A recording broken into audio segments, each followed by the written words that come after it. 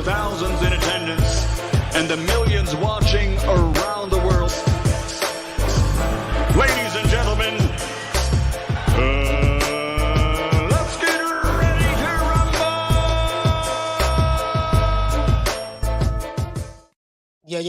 Yeah. What's up? This is boy Coach Malachi Williams in the building. We back. New Media Today USA Boxing. We are back. New Media Today USA Boxing. Let me turn this to the side a little bit.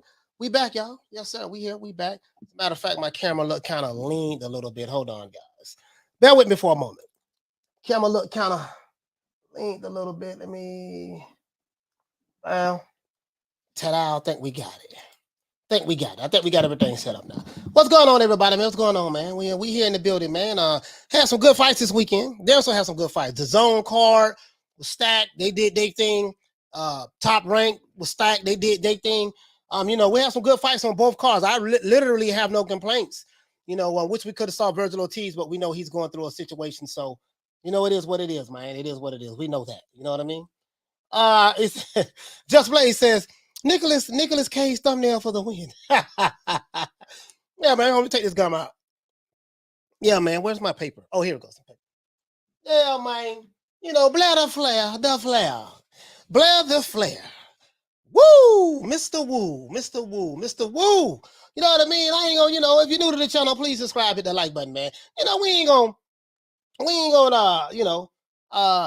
Lonnie laughing. What you say when you say coach with the new sweater? Yeah, this that ain't nobody coming to see you owe this sweater. This that ain't nobody coming to see you owe this sweater, man. It's a hoodie too. It's like a little like a shirt. It's a shirt like hoodie with a hood on it. It's a shirt with a hood on it. It's thin. It feel real good though. It fits true to form. We got all of that. Reverend Abenaki won't be here today. He won't be here today. You know what I mean? Right now, we got a Reverend Abenaki. He busy right now. You know what I mean? He said, I'll tell you what he said later. But yeah, man, it was a good fight. It was a good fight yesterday, man. I'm not gonna say a lie to you, man. My main man, Zayas did good. Xander Zayas, he did his thing yesterday too. A lot of good fights. Let's talk about the fights, man. Anyway, let's get into this, man. Now, the question I have is this: Did Blair the Flair Cobb get exposed yesterday as a hype job? Did he get exposed as a hype job, right? Good question. That's a good question. And also Edgar Berlanga, right? Edgar Berlanga, you know what I mean? He's not what you think he is. Not what you think he is. You know what I mean? And this ain't no shade. It is what it is. I just think that, a lot of people as fans, we hype these fighters up unfairly so. I understand you have a lot of expectations. You hype these guys up and you don't take into consideration who they are fighting. You never take that into consideration. You look at the end result where he knocked this dude out, he knocked that dude out, yada, yada, yada, yada, yada. Yeah, but who did he knock out? You don't understand matchmaking and stuff like that, and we hype him up. And then shout out to HCP, because HCP said this as well, and he's touching on it now on his show. Shout out to that brother there. He said that a lot of times what happens is we hype these fighters up to our own expectations, and then when they don't meet the expectations that we set or place upon these fighters, we turn on them and say, oh, man, I knew he wasn't this. I knew he wasn't that. He let me down. But no, you the one hyped them up. Then you get some fighters like a Blair The Flair. Blair The Flair talk a whole lot of shit. And he's trending on social media right now. There is no fighter trending more than Blair The Flair right now. I can promise you that. Normally, it's always Canelo. Canelo is the hot topic. Anything Canelo gonna do well, whatever the case may be. But Blair The Flair is trending right now. He's trending right now. They making all kind of memes on him, about him, and all kind of stuff, right? The man was getting beat so bad, when he got dropped the last time, and the referee waved the fight off. When the referee waved the fight off, the man was punching the referee in the stomach. He was giving the referee hitting the referee with some body blows. Bap, bap, bap, bap, bap. One thing I will say about Blair The Flair, at least he didn't do what a Chris Colbert did. He didn't just said, fuck it, the 11th and 12th round, I'm just going to act like Usain Bolt and just take off. He did try to fight. Now, the nigga, he was running now. Blair The Flair was moving a lot of footwork. He kind of looked like Keith Thurman a little bit, the way he was moving around. But, my main man, he did a really good job in just cutting that ring off. Alexis Rocha did a really good job in cutting that ring off. Like, now you can run all you want. I know how to cut this ring off. I know where you're going to go at. When you cut the ring off, you got to anticipate where the fighter's going to be at.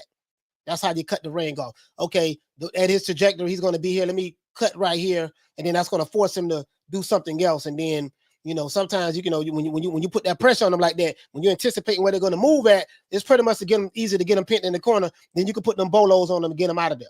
You know, make them uncomfortable, right? Now, Blair the Flair Cobbs made a lot of noise for dissing Errol Spence. So, you know, a lot of the Errol sexuals, they went at him hard. Oh, they clowning him right now. Oh, he got knocked out. You see what happened? See what happened when you clown Errol Spence? This is what happened. This is Errol. This is what happened when you clown Errol. No, you know, some of the shit he said about Errol Spence, in my opinion, was true. But that's neither here nor there. You know, so they laughing right now. They laughing, doing their thing right now. Now, he also called out Terence Crawford. Said he want to put pause on Terence Crawford. He called out Jaron Ennis. You know, he also called out a plethora of other fighters. You know what I mean? Ahead of his match with Alexis Rocha, right? Now, he was doing so much to call another motherfucker out. He wasn't focusing on the guy who he's supposed to be focusing on. I think, you know, I kind of think De La Hoya and them, Golden Boy, I think they kind of set him up for that too. They probably say, you know, man, you talking so much shit. We finna put you in there with a killer. We fixing to put you in there with somebody who we know gonna put these paws on you. That's kind of like a little above your level. We're gonna put you in there with somebody that's a little above your level. You know what I mean? He got like 19 fights, 20 fights, whatever the case may be. We're gonna put him in there, just somebody that's a little above your level, who we know gonna put them paws on you to set your ass down some goddamn way. I really think that. I really think they set him up, right? Now, Rocha literally beat the Flair out of Blair Cobb last night, and he had him running all night long. The nigga was running. That's what I saw. I saw the whole fight from beginning to end, and I saw the Berlanga fight. It was going, you know, I saw that fight too. He was running last night. Understandably so. He felt the power of Rocha. When he felt that power, he was like, man, god damn, let me get the hell up out of here, man. And he went to doing a whole lot of lateral movement. He did more running than anything, in my opinion. He was getting off a little bit in the first, like maybe the first 3-4 rounds of the fight. I think after the 5th round, what that round was, he got dropped. He got dropped in like, was it the 5th or 6th round? I think after he got dropped, he was like, man, damn this shit. And he was making it do what he do. Philadelphia's finest, right? Philadelphia's finest. The city of brotherly love. Ain't that where he's from? He's from Philly, the city of brotherly love. Let's continue. Now, Rocha took control of the fight in the second quarter, of the 10-round bout. He took control of it. He did. You know what I mean? He let his fist go with greater venom. He was really throwing his punches with mean intentions, cracking Cobb's skull with shots that rocked his head back in the final seconds of the 3rd round. I remember that. The 3rd round, he got hit with a straight left. Listen, that left hand could not miss last night. Blair Cobb looked like a man he did not know how to fight a southpaw. When he got in there, that left hand was cracking his ass all goddamn night long. He got hit, his head went straight back. He went there looking crazy. He like, what the fuck? See, this is why southpaws are very tricky. You got to really know how to fight a southpaw when you get in there with him, right? Now, Cobbs got dropped twice in the fight, and he was eventually stopped by a barrage of punches to the face by Alexis Rocha. You see what I'm saying? Now, the man was getting beat so bad that when the referee stopped the fight, Blair the Flair was trying to fight the referee by punching him in the midsection. The man got up and, he didn't get up. When the referee stopped, he was still punching, so I said he went out swinging. He went out on his shield. You see what I'm saying? Now, Blair Cobbs is a C-class fighter at best, guys. You know what I mean? That talks a lot of shit. Nothing more, nothing less. He's a C-class fighter at best that talks a lot of shit. That's all he is, right? And that's it. You know what I mean? So I don't think a lot of people took him seriously. You know what I mean? But some people did. I know he got fans from Philly, the city of brotherly love. You know what I mean? But he's not a Bernard Hopkins. He's not a B-Hop. He's not any of those guys. He's just going to have to, right now, he's not a Joe Frazier. Well, really, Frazier's from South Carolina, Beaufort, South Carolina. That's where he's originally from. Blair the Flair, man, you know, he got a lot to learn. You know, it's kind of hard to say he was a hype job because no one really was hyping him up outside of himself. So it's kind of hard for me to say, did he get exposed as a hype job? He probably got exposed as a hype job hyping himself, but no one else. It's not like he had a plethora of fans that were just hyping him up. It was not like that. It was like, you know what, man, this dude talking a whole lot of shit. And when you look at his past fights, he got an awkward style. He really don't have any defense. You know, I don't think nobody really was looking at him like that. You see what I'm saying? To be honest with you. Now, as for Edgar Berlanga, Puerto Rico's finest, right? Puerto Rico's finest. His fans, you know, I remember when his first 16 fights, 15 to 16 fights, they was talking about, you know, he's going to be the next Canelo. Maybe he can beat Canelo. David Benavidez might need to look out and all of that stuff there. Remember that? You would stop it, knocking motherfuckers out in the first round, knocking them out in the first round knockout artists, right? Only problem with that is you don't get the experience that you need. Shout out to HCP. That's what he was talking about on his show. When you're knocking everybody in the first round, we don't know what you're going to do in the third round, the fourth round, the fifth round, the sixth round, the seventh, the eighth round. What about the ninth round when you're going in the deep waters? We don't know what you're going to do. How are you going to make adjustments? What are you learning from these first round knockouts? And who are you knocking out? Because who you fight matters. Who you fight matters. You see what I'm saying? We saw this story before. They like to give us these, and I'm not putting Berlanga in this category, but they like to give us these fighters, the modern day fighters. This dude had 39 fights with 38 knockouts. He's a knockout artist. Yeah, but who is he knocking out? Oh, he's knocking out Poke Chop Willie.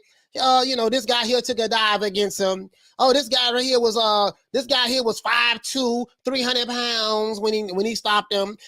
This other guy, he was a Walmart warehouse worker. Like, who is he knocking out? And as soon as he get in the ring with someone that's a killer, you know what I mean, to get his ass beat, they're like, but goddamn, how he lost that fight? He had 30-something knockouts, 40 knockouts. Yeah, but he wasn't knocking out nobody. He was fighting Uber drivers. Y'all hyped him up. I seen it happen. Seen it happen last year. I ain't gonna say the brother's name, but we saw it happen last year with a PBC fighter. Y'all hyped him up. Hyped him up, hyped him up, hyped him up, hyped him up. That's what you did. Okay, now, the hype is real. You see what I'm saying now? Berlanga is a one-dimensional fighter. He's flat-footed and he's very predictable. Edgar Berlanga, that's what he is, right?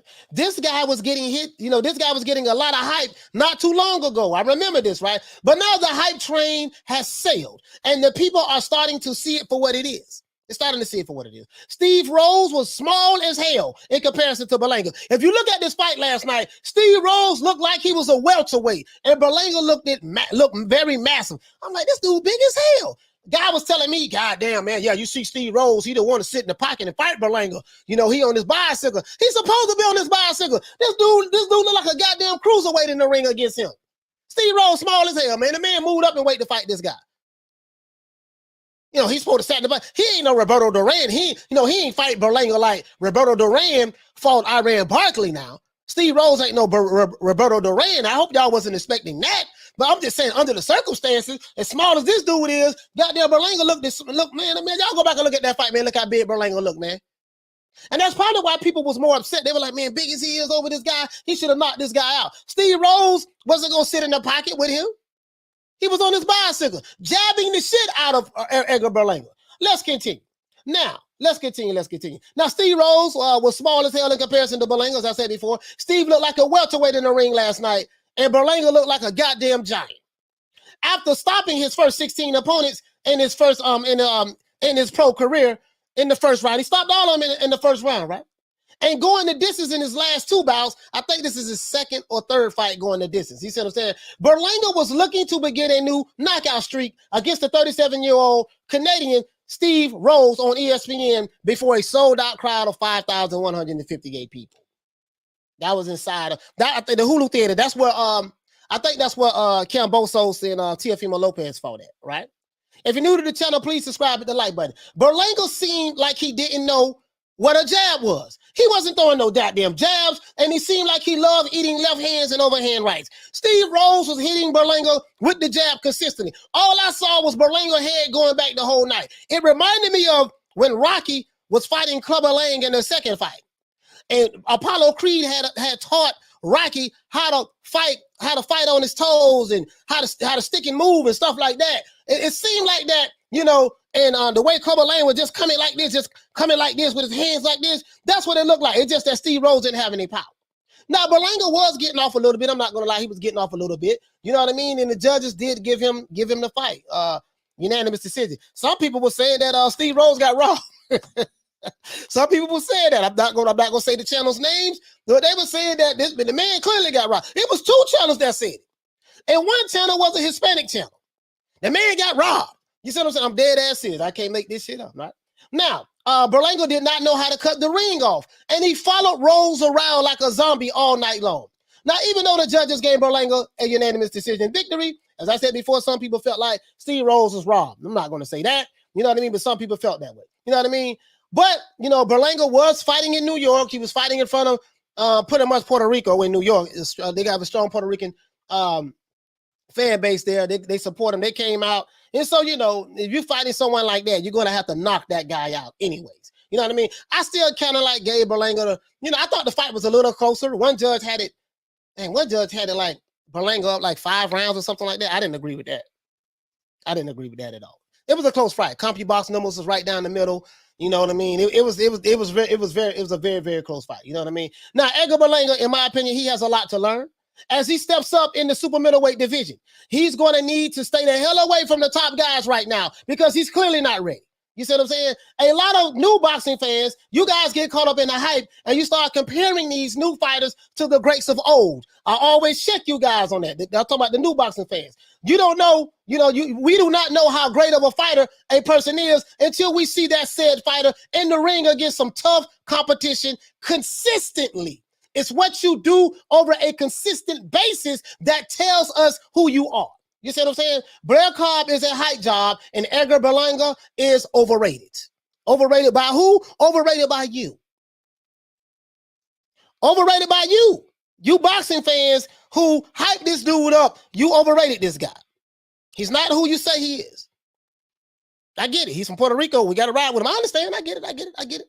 I understand. But hey, man, I got to call it the way I see it. Now, Xander Zayas, he looked pretty good in his unanimous decision victory last night over what's the name, man?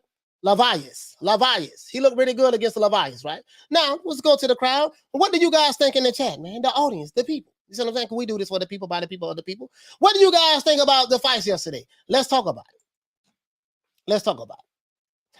Let's see. Arlette says, Berlanga really from Florida, not New York. You heard it here, folks. You heard it here. No, you ain't got to disown him. You know what I mean, Berlanga? You ain't got to disown him. I'm just saying, You know what I mean? I'm just saying, he's not what his fans is hyping him up to be. That's all I'm saying. He was not what his fans are hyping him up to be. That's all I'm saying. One, he got to learn how to cut a ring off. Two, he got to know how to slip punches. You just can't be coming forward. No, he got to learn head movements. You got to know head move. You got to learn head movement. How to move his head. Keep it off the B line. Keep it off the B line. You see what I'm saying? Did he win the fight last night? If you like the aggression and stuff like that, yeah, I mean, I can give it to him. I ain't got no problem with giving him the fight. I have no problem with that. But Steve Rose, this guy, small as this guy was, he was jabbing the shit out of Berlanga. I'm like, God damn, why his head keep snapping back like that? And I get what Berlanga was saying. He was like, this dude don't have no punching power. I'm going to just walk through him and pretty much smoke him out. I'm going to press him out, walk through him, get in there and land my shot. And it was obvious. Another thing Berlanga is going to have to work on, he's going to have to work on not telegraphing his punches. It's obvious that he's trying to land the big right hand. So he's only had, what is it? How many fights he had? 19 fights? He got a lot to learn.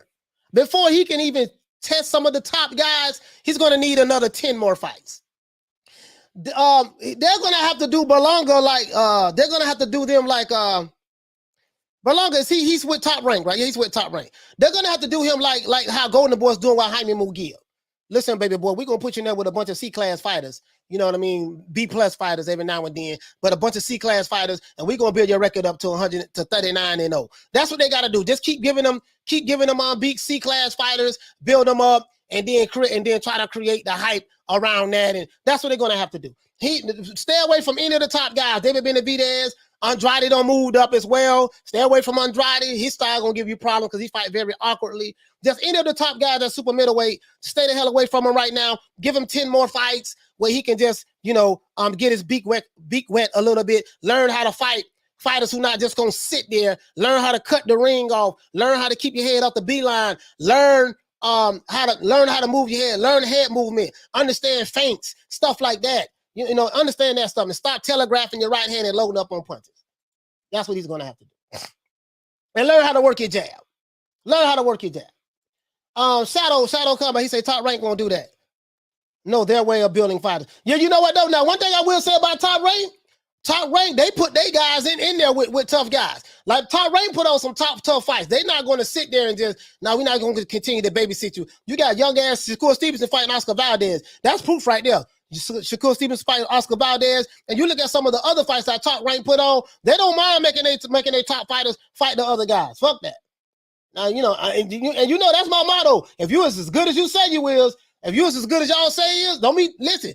The worst thing you can do with New Media Today USA Boxing is hype a fighter up to me.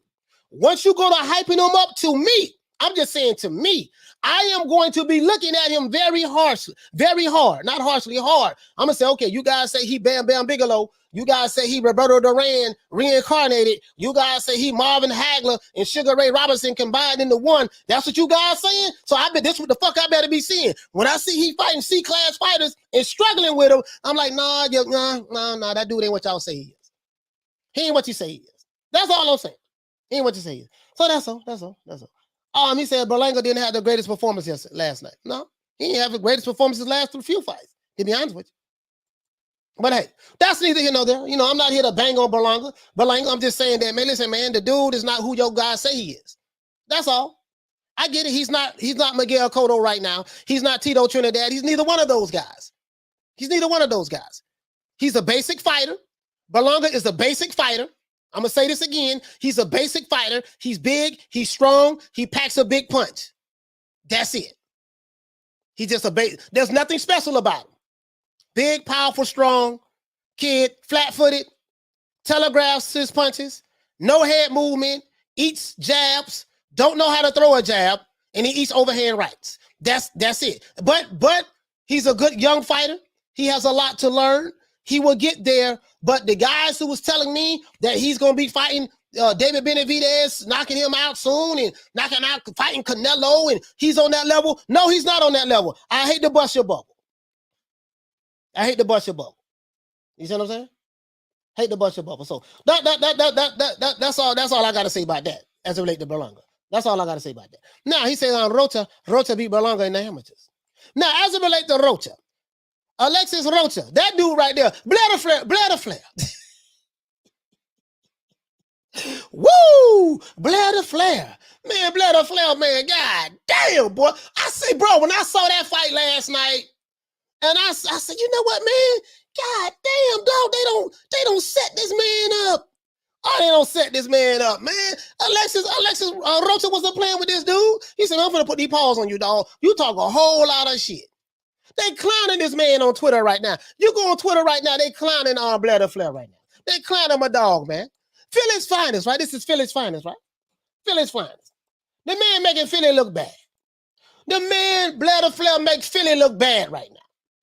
I'm just being honest with you, bro. When you think about Philadelphia fighters, you know, god damn, dog. The man is, you know, it's like, I never took the dude serious in the first place. He looks like a character from wrestling. You know, the brother, 5'10", you know what I mean? Blair Cobb, oh my God, he was eating left hands all night long, man. Listen, when Rocha went to touching him to the body, touching that boy to the body, then he come with that straight left, bap, you know what I mean? Then he catch it with a 2P, bap, bap. You know what I mean, bro? That left hand, when Blair eyes went to looking wide and I saw him back up running, I said, man, this nigga know he in trouble. He know he had no fucked up. He know he had no messed up last night. He was like, oh my God, what the hell De La Hoya and them no did? They set you up, Puto. Puto, they set you up. True. They set the man up. They know it. They put the man in there with a killer last night, man. Man, Rocha wasn't going for that shit. I mean, a killer in comparison to him.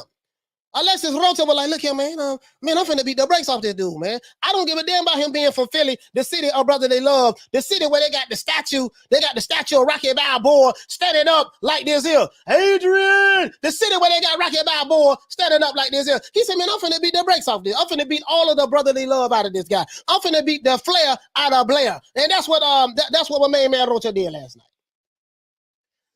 Man, hey, soon as I saw him on the bicycle, I said, yeah, but listen, let me tell you something. Now, Berlanga can learn a lot from watching Alexis Rocha. He can learn a lot because the way Blair was moving around the ring, the way he was running around the ring, let's be honest with you. You can have footwork, then you have running. He was running last night. Now, the nigga was looking like Usain Bolt last night. I ain't gonna lie, dog. He was looking like Usain Bolt, but I understand. Once he felt that power, he was like, man, fuck this shit. You know what I mean? I said, dog, I thought you were going to sit in the pocket and be slick and, you know, pop, come and hit him with the check left hook.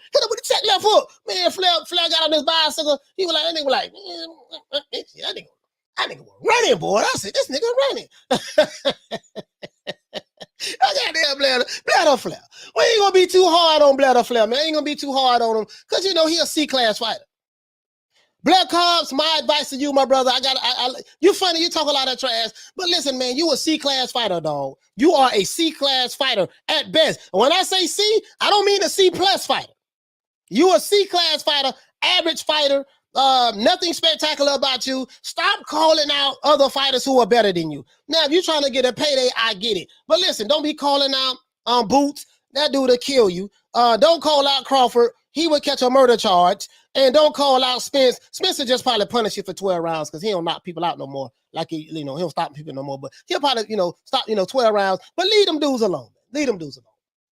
Leave them dudes alone. Bro, you ain't ready, dog. You ain't ready. Stick to fighting. But this bum been taking the easy matches, fighting other bums. Stick to the easy matches. Stay away from that dude. Don't ask for a rematch, cause boy, listen, he gonna beat you worse than he did last time. If you ask for a rematch, leave that dude alone.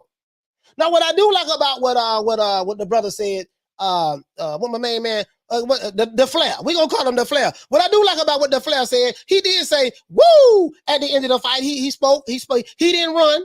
He didn't run. I give him a little bit more respect than I gave Chris Colbert, because Chris Colbert just took off running in the 11th and 12th round. At least Blair Cobb was trying to fight. At least he was trying to fight. You gotta give him that now. The nigga was running and trying to fight at the same time.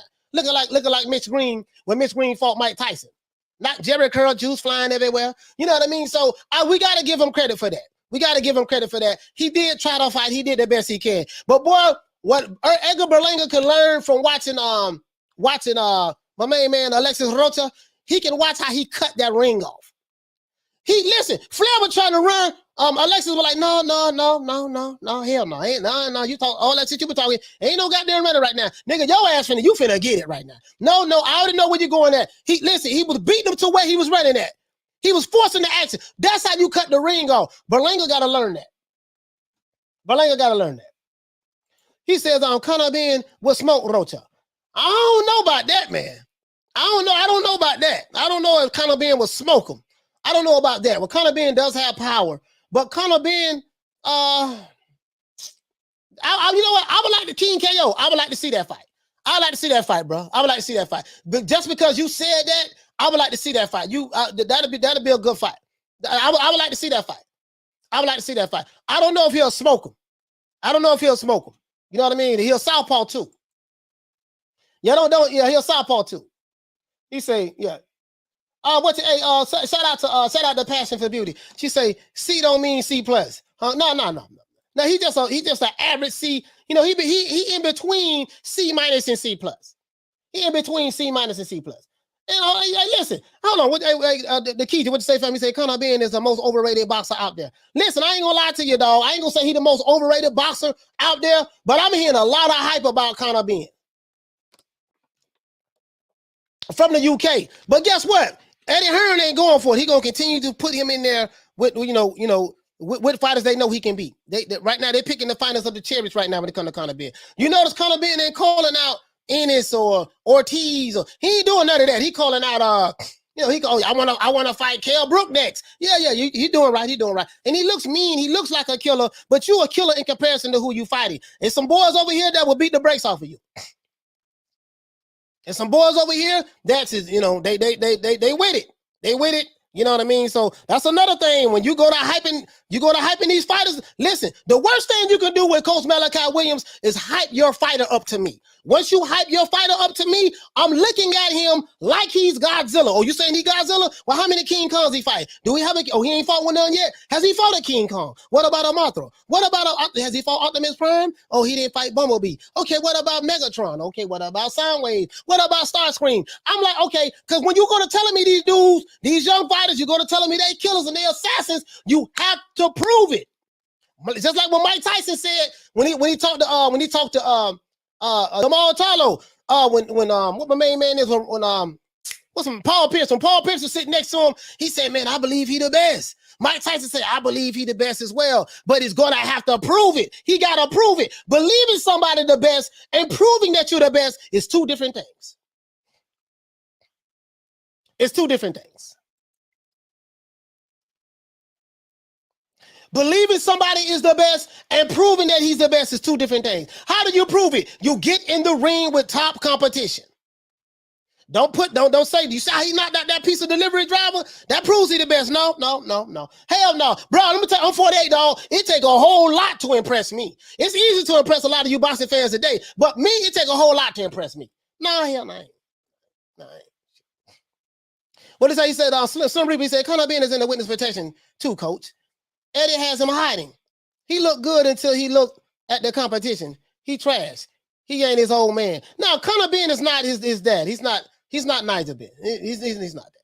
He's not that. No, he's a solid fighter. He's a solid fighter. He's all right. He's all right. He said, what about Skeletor? Yeah, what about He-Man? What about all of that? You see what I'm saying? You know, I'm just saying, like, you gotta, you see what I'm saying?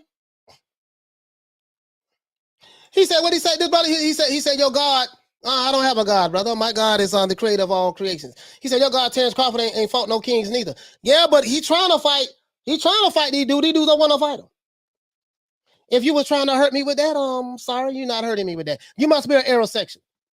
You got to be an aerosexual, Preppy. And you must come from the alphabet boy community. Tell that boy to stop kissing niggas and come on out and play. How about that? And let's see. Yeah, tell your boy don't get me started now. Don't get me started. I get on your boy ass in a minute now. I pull up some receipts. Pull out some receipts. I hurt your feelings. Send your ass right back to your mammy's house. Shout out to Shelton. He says, I'm telling you guys now, keep being away from Brooke. Kell Brooke stops that boy. I don't know. I think Shelton, again, a lot of these young fighters, like, you know what I mean? It is what it is. We can't be hyping them up like that. Like, I like Shakur Stevenson.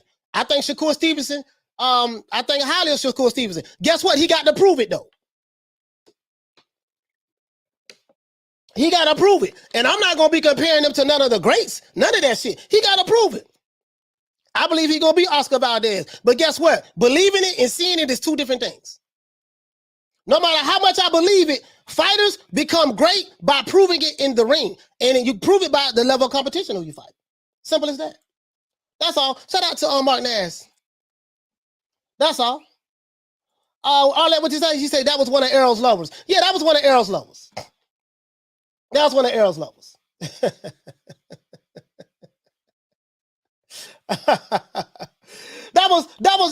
was one of Errol's lovers. He said, Coach Malachi, what up, man? He said, I saw all of the magazines Blood brought you too. Yeah, he brought me some stuff. Yeah, he brought me some stuff. Blood brought me some good stuff. Old school stuff. You see what I'm saying? Yeah, man, I ain't bad, bro. Listen, boy, I'm telling you, boy, I toe tag and body bag. We'll make this bitch a funeral today. We will make this bitch a funeral today, boy. Don't get me started. Shit. You know what I mean? Don't get me started, boy. I make this shit a funeral. I will run that nigga off the block. He say, Coach, you seen the Regis program fight? He looks very sharp. No, I didn't see it, dog. I didn't see it, man. I was, I didn't get a chance to see it. I heard Regis was doing well, though. I heard Regis was doing very well. Nikita, what you say, fam? He said, Jaron Ennis is fighting Christian Hammer next at Wembley. Not the easiest guy to KO or look good against. Hey, but guess what? Guess what? Jaron Anderson, that's the fight he needs. You want to know why he needs that fight, Nikiji? Because I believe he's going to be the next heavyweight champion of the world. But me believing it don't mean shit. He's going to have to fight tough competition. If he fighting Christian Hammer next at Wembley in hostile territory, and you know how the judges is over there, so he's going to have to try to stop this dude. Or he's going to have to beat the brakes off of him. Guess what? That's the fight we need to see. I don't believe in protecting fighters. I don't believe in putting them in the witness protection program. I don't believe that shit. These fighters signed up to get punched in the face for a living. Once you make a conscious decision, hey, listen, I'm going to be a fighter. I'm going to sign up to get punched in the face for a living. Once you do that shit, you see what I'm saying? Guess what? I don't, it is what it is. So I don't believe in protecting no fighters. I don't do that. I don't protect no goddamn fighter. If the motherfucker's good as you say he is, he better be in there fighting somebody. Once you start building them up, that's it.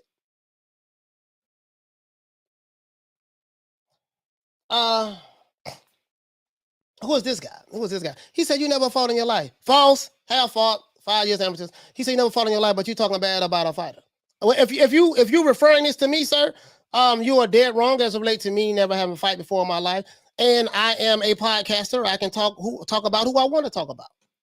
If you don't like it, guess what? You can leave. You got to subscribe to come over here, sir. You got to subscribe to come over here and look at the content. So just remember that you can always leave. You can always unsubscribe and leave. I didn't ask you to come over here. You know, I get 2 fucks about you niggas. Know that. Get 2 fucks about you niggas. All right? Let's see. If you're new to the channel, hit that like button. If you're old to the channel, hit that like button. I want to talk to the people, man. Let's talk to the people. Shout out to Cassidy. He said, hey there, steady talking about Floyd, Trinidad, and Oscar De La Hoya didn't unify. Yeah, but see, this is the flaw in that. When the nigga Errol said that, Floyd, Trinidad, Oscar De La Hoya, they all fought each other. Well, Floyd didn't fight Trinidad, but they fought each other. They never became undisputed, but they fought each other. You was the guy who said that you want to become undisputed in the middle welterweight division. You was the guy who said strap season. Now you're saying something totally different. Oh, I got a whole nother show for that. We ain't gonna touch it. I got a whole nother show for that. I'm telling you, aerosexuals, y'all better leave me alone. I'm the one who gave you niggas the name the aerosexuals. That came from me. Y'all better leave me alone. Now I'm telling you, I'm gonna bother you niggas. I don't bother you niggas already. Y'all niggas coming back for life again. He said, Coach, you need to start babysitting these fighters. The fuck you mean I'm babysitting fighters? Are you listening to what I'm saying? I don't babysit no damn fighters. What you mean I need to start babysitting fighters?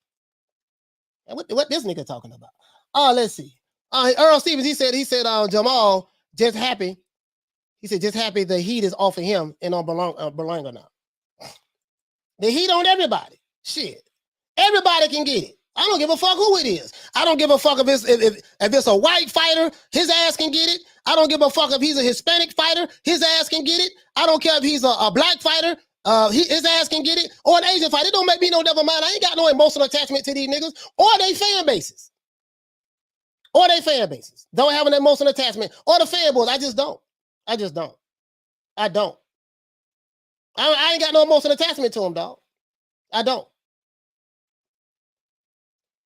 Dallas, Double G, he said, tell him, Coach. Yeah, man, these niggas, man, they, they don't know, they can't know. They don't know, they can't know. They don't know. Hey, they don't know. They don't know, he can't know. Fuck you all rolling up on for, cuz? He must don't know. He can't know. He can't know. But they don't know about me, boy. They knew. That's how I know they knew. I've been getting a bunch of new subscribers, and you got a lot of these guys they knew. They don't know. But I will make their ass unsubscribe in a minute. Y'all know me, boy. I make subscribers unsubscribe in a minute. I give 2 fucks about them. Nigga, this ain't the channel for you. You need to go where you belong. We hate fanboys over here. We hate fanboys. We don't dick ride over here. We call it right down the middle. We the only boxing community that has commandments that we go by. Shout out to the Fight Doctor. He said the Fight Doctor Undisputed is overrated. How? The Kiji, what you say, fam? He say Larry Merchant and Jim Lampley never had a fight in their lives, but HBO paid them millions each year to give their opinions on boxing. Yeah, niggas kill me with that. You never had a fight in your life. Hide behind the avatar. What, you fight me through the avatar, nigga? Yeah, these avatar gangsters, man. Y'all know me. I'm with the smoke. As a matter of fact, I'm so much with the smoke. We got over 100. I'm so much with the smoke. Let's drop the phone lines. Any nigga feeling some type of way about me, call in. Phone lines is open. We want it over here. I don't give a fuck what boxing community you come from. If you're an aerosexual, I want to hear from you. I don't like your bitch ass. I don't. I hate you motherfuckers. Shout out to Dirty Red. Hey, okay. For dropping that quarter of a bam dub on your boy. Hey, Leroy. Super chat received. Playtime's over, boy. He says, Blair The Flair can't be a hype job. Nobody ever hyped him up. Heck, the brother was a main event by accident. Yeah, he was a main event by accident. Yeah, for sure. You're right about that, Dirty Red. You're right about that. Warp Speed, he said, come up with one for the Bud fans, Coach. The Bud fans is Bud sexuals. Talking about, not the Bud fans. You mean the fanboys. That's the difference, the fanboys. We don't talk about fans. We talk about the fanboys. Fanboys are very extreme. Yeah. Phone lines is open, man. Shit, nigga, I ain't run from no goddamn smoke. Fuck these niggas. Let's get it.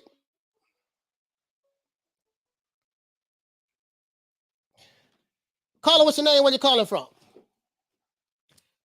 Jarvis from the chat, man. I'm from Brooklyn.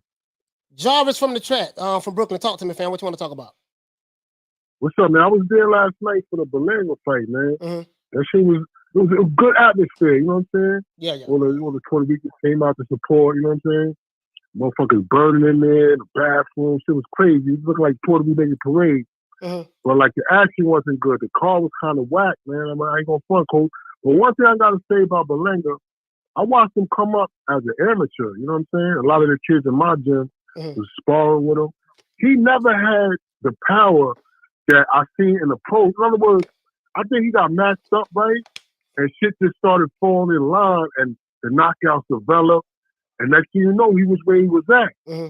So I don't want to say a hype job. It's like shit just lined up, and we gonna see on the knob being what they're calling them. Fuck it, you know what I'm saying? But he was never no knockout artist, man. You know what I mean? You know, again, I don't want to be too hard on Berlanga. But basically, all I'm saying is he's a good fighter, but he's not there. You know, he's not. You know, he's not. The shit that I was hearing, bro, when he was on his 16 knockout streak, you'll be surprised the shit that I was hearing. Like I was hearing crazy shit. Like I was like, yo, go ahead. Yo, listen. I spoke to kids that moved with him when he was young, and they was laughing at me when I asked them, yo, did he have power? Like, you know, can he hurt you? The motherfuckers was laughing, man. He was avoiding motherfuckers in the weight classes in New York. You know what I mean? I'm not knocking him. Again, I agree with you 100%. Solid fighter, but he ain't the monster, man. That's what I got to. You know what I mean? If he gets in the top 10, I think that's like wow for him. You know what I mean? Seeing him as a youngster, I never even seen him being this good. Be honest with you, man. But you know, but the car was, the atmosphere was good, but the fight was fucking trash, man. But that's what it was. Hey man, shout out to John from Brooklyn, man. Salute to you, man. Salute to you, my brother. Thank you for calling. Coach. Yes, sir, for sure. Yeah. You say Berlanga's no Virgil.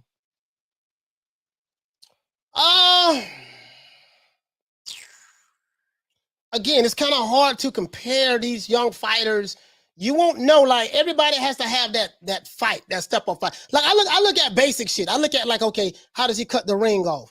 Does he know how to slip punches? You know what I mean? Does he know how to feint? Okay, you're taller, bigger than this guy. Why is he not working his jab? Why he's not doubling the jab? You know what I mean? Why he's not setting traps? You see what I'm saying?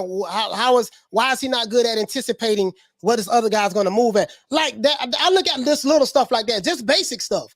And you know, I don't know if he's not listening to his corner or whatever it is, maybe, but I don't know. But just keep matching him. But he needs about another good 10 fights up on his belt, in my opinion. Caller, what you need? Caller, what's your name? Where you calling from? Yeah, AO56 from New York. AO56. I wanted to mention AO56. Much respect. Thank you for taking my call and whatnot. Other than what you feel about Errol, if they don't fight at 147, him and Bud, regardless, at 154, he's beating Bud, man. He got the inside game. Who are you talking about? I'm talking about EJ versus Bud. Yeah, you didn't say that. You just went to talking. EJ versus Bud. So your opinion is, and what does Bob Arum have to do with that, sir? Because the key things I saw. What does Bob Arum? What does Bob Arum have to do with it? You brought up Arum. What does Arum have to do with EJ and Bud fighting?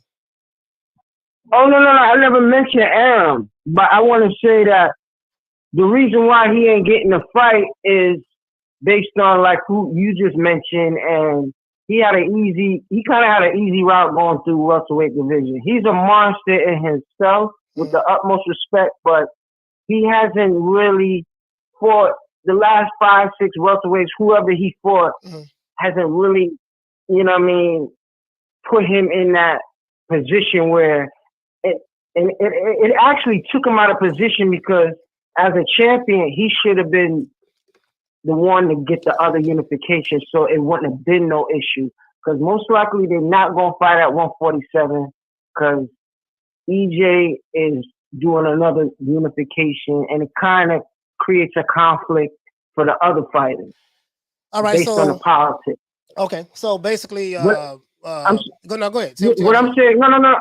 Hold on, let me get it across. So what I'm saying is, what I saw in TC is that one thing is when, other than when he fought at 135. I need you to wrap it up, sir. What's the thing? I need you to just get to you. Once he touched his chin, but when he fought Mean Machine in the middle of the ring and he got caught with that hook, that said it all, because he don't like the inside game. Okay. And when EJ gets to him, when he get past the jab and everything, it's gonna be work.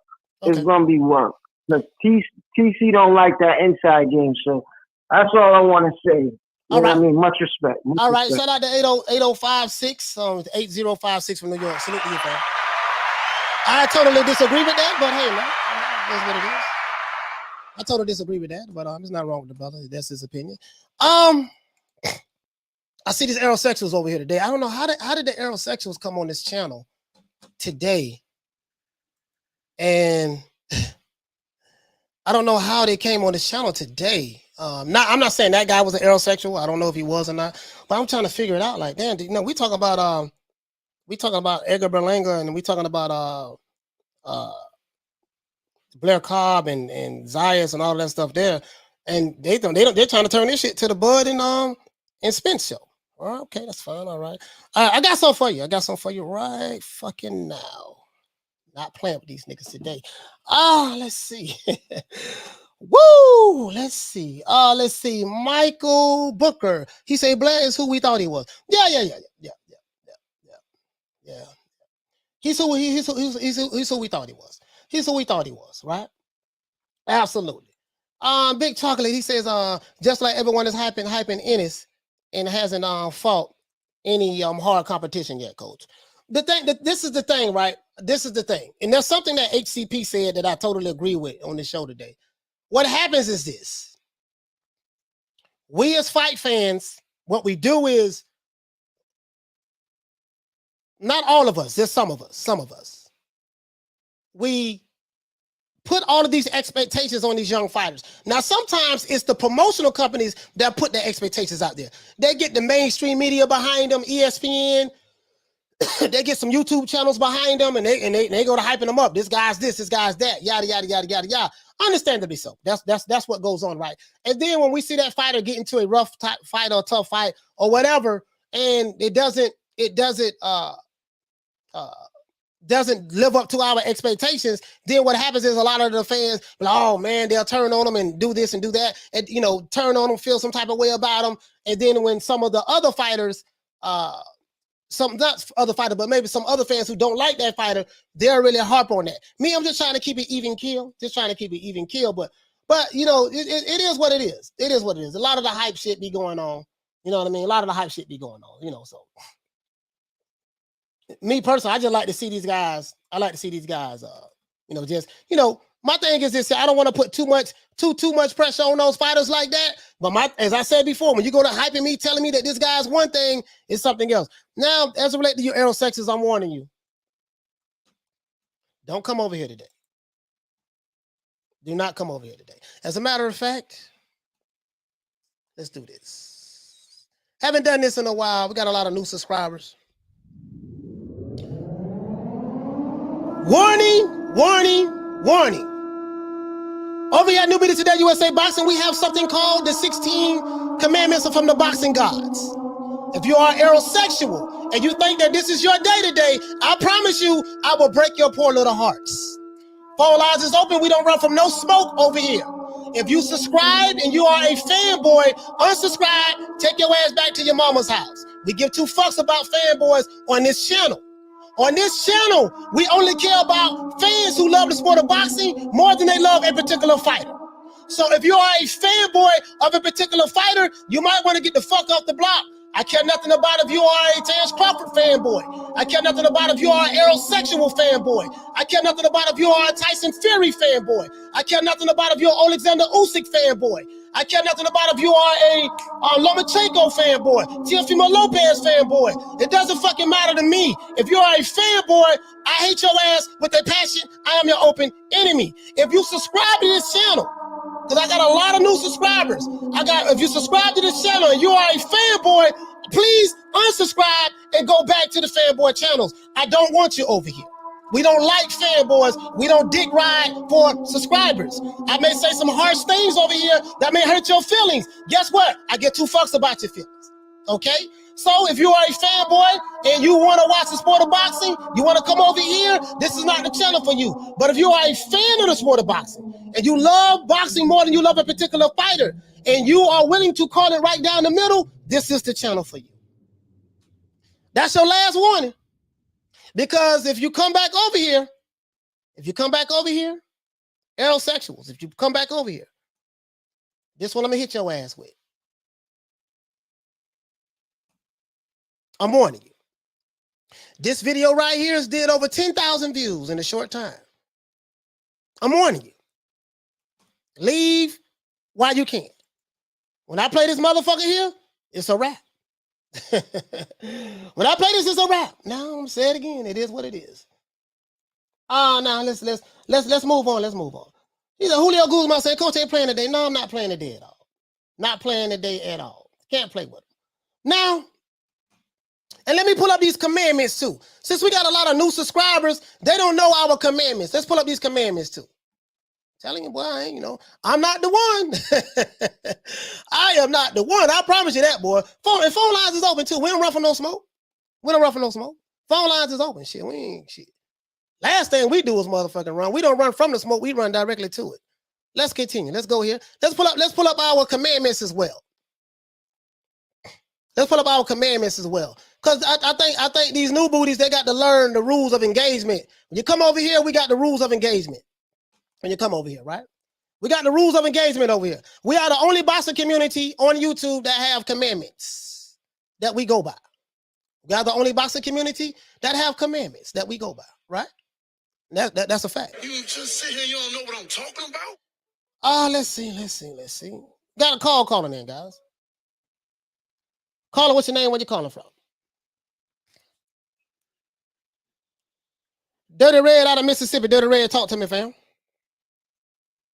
Hey, let me ask you something. Was this Blair Cobb's first time headlining a card?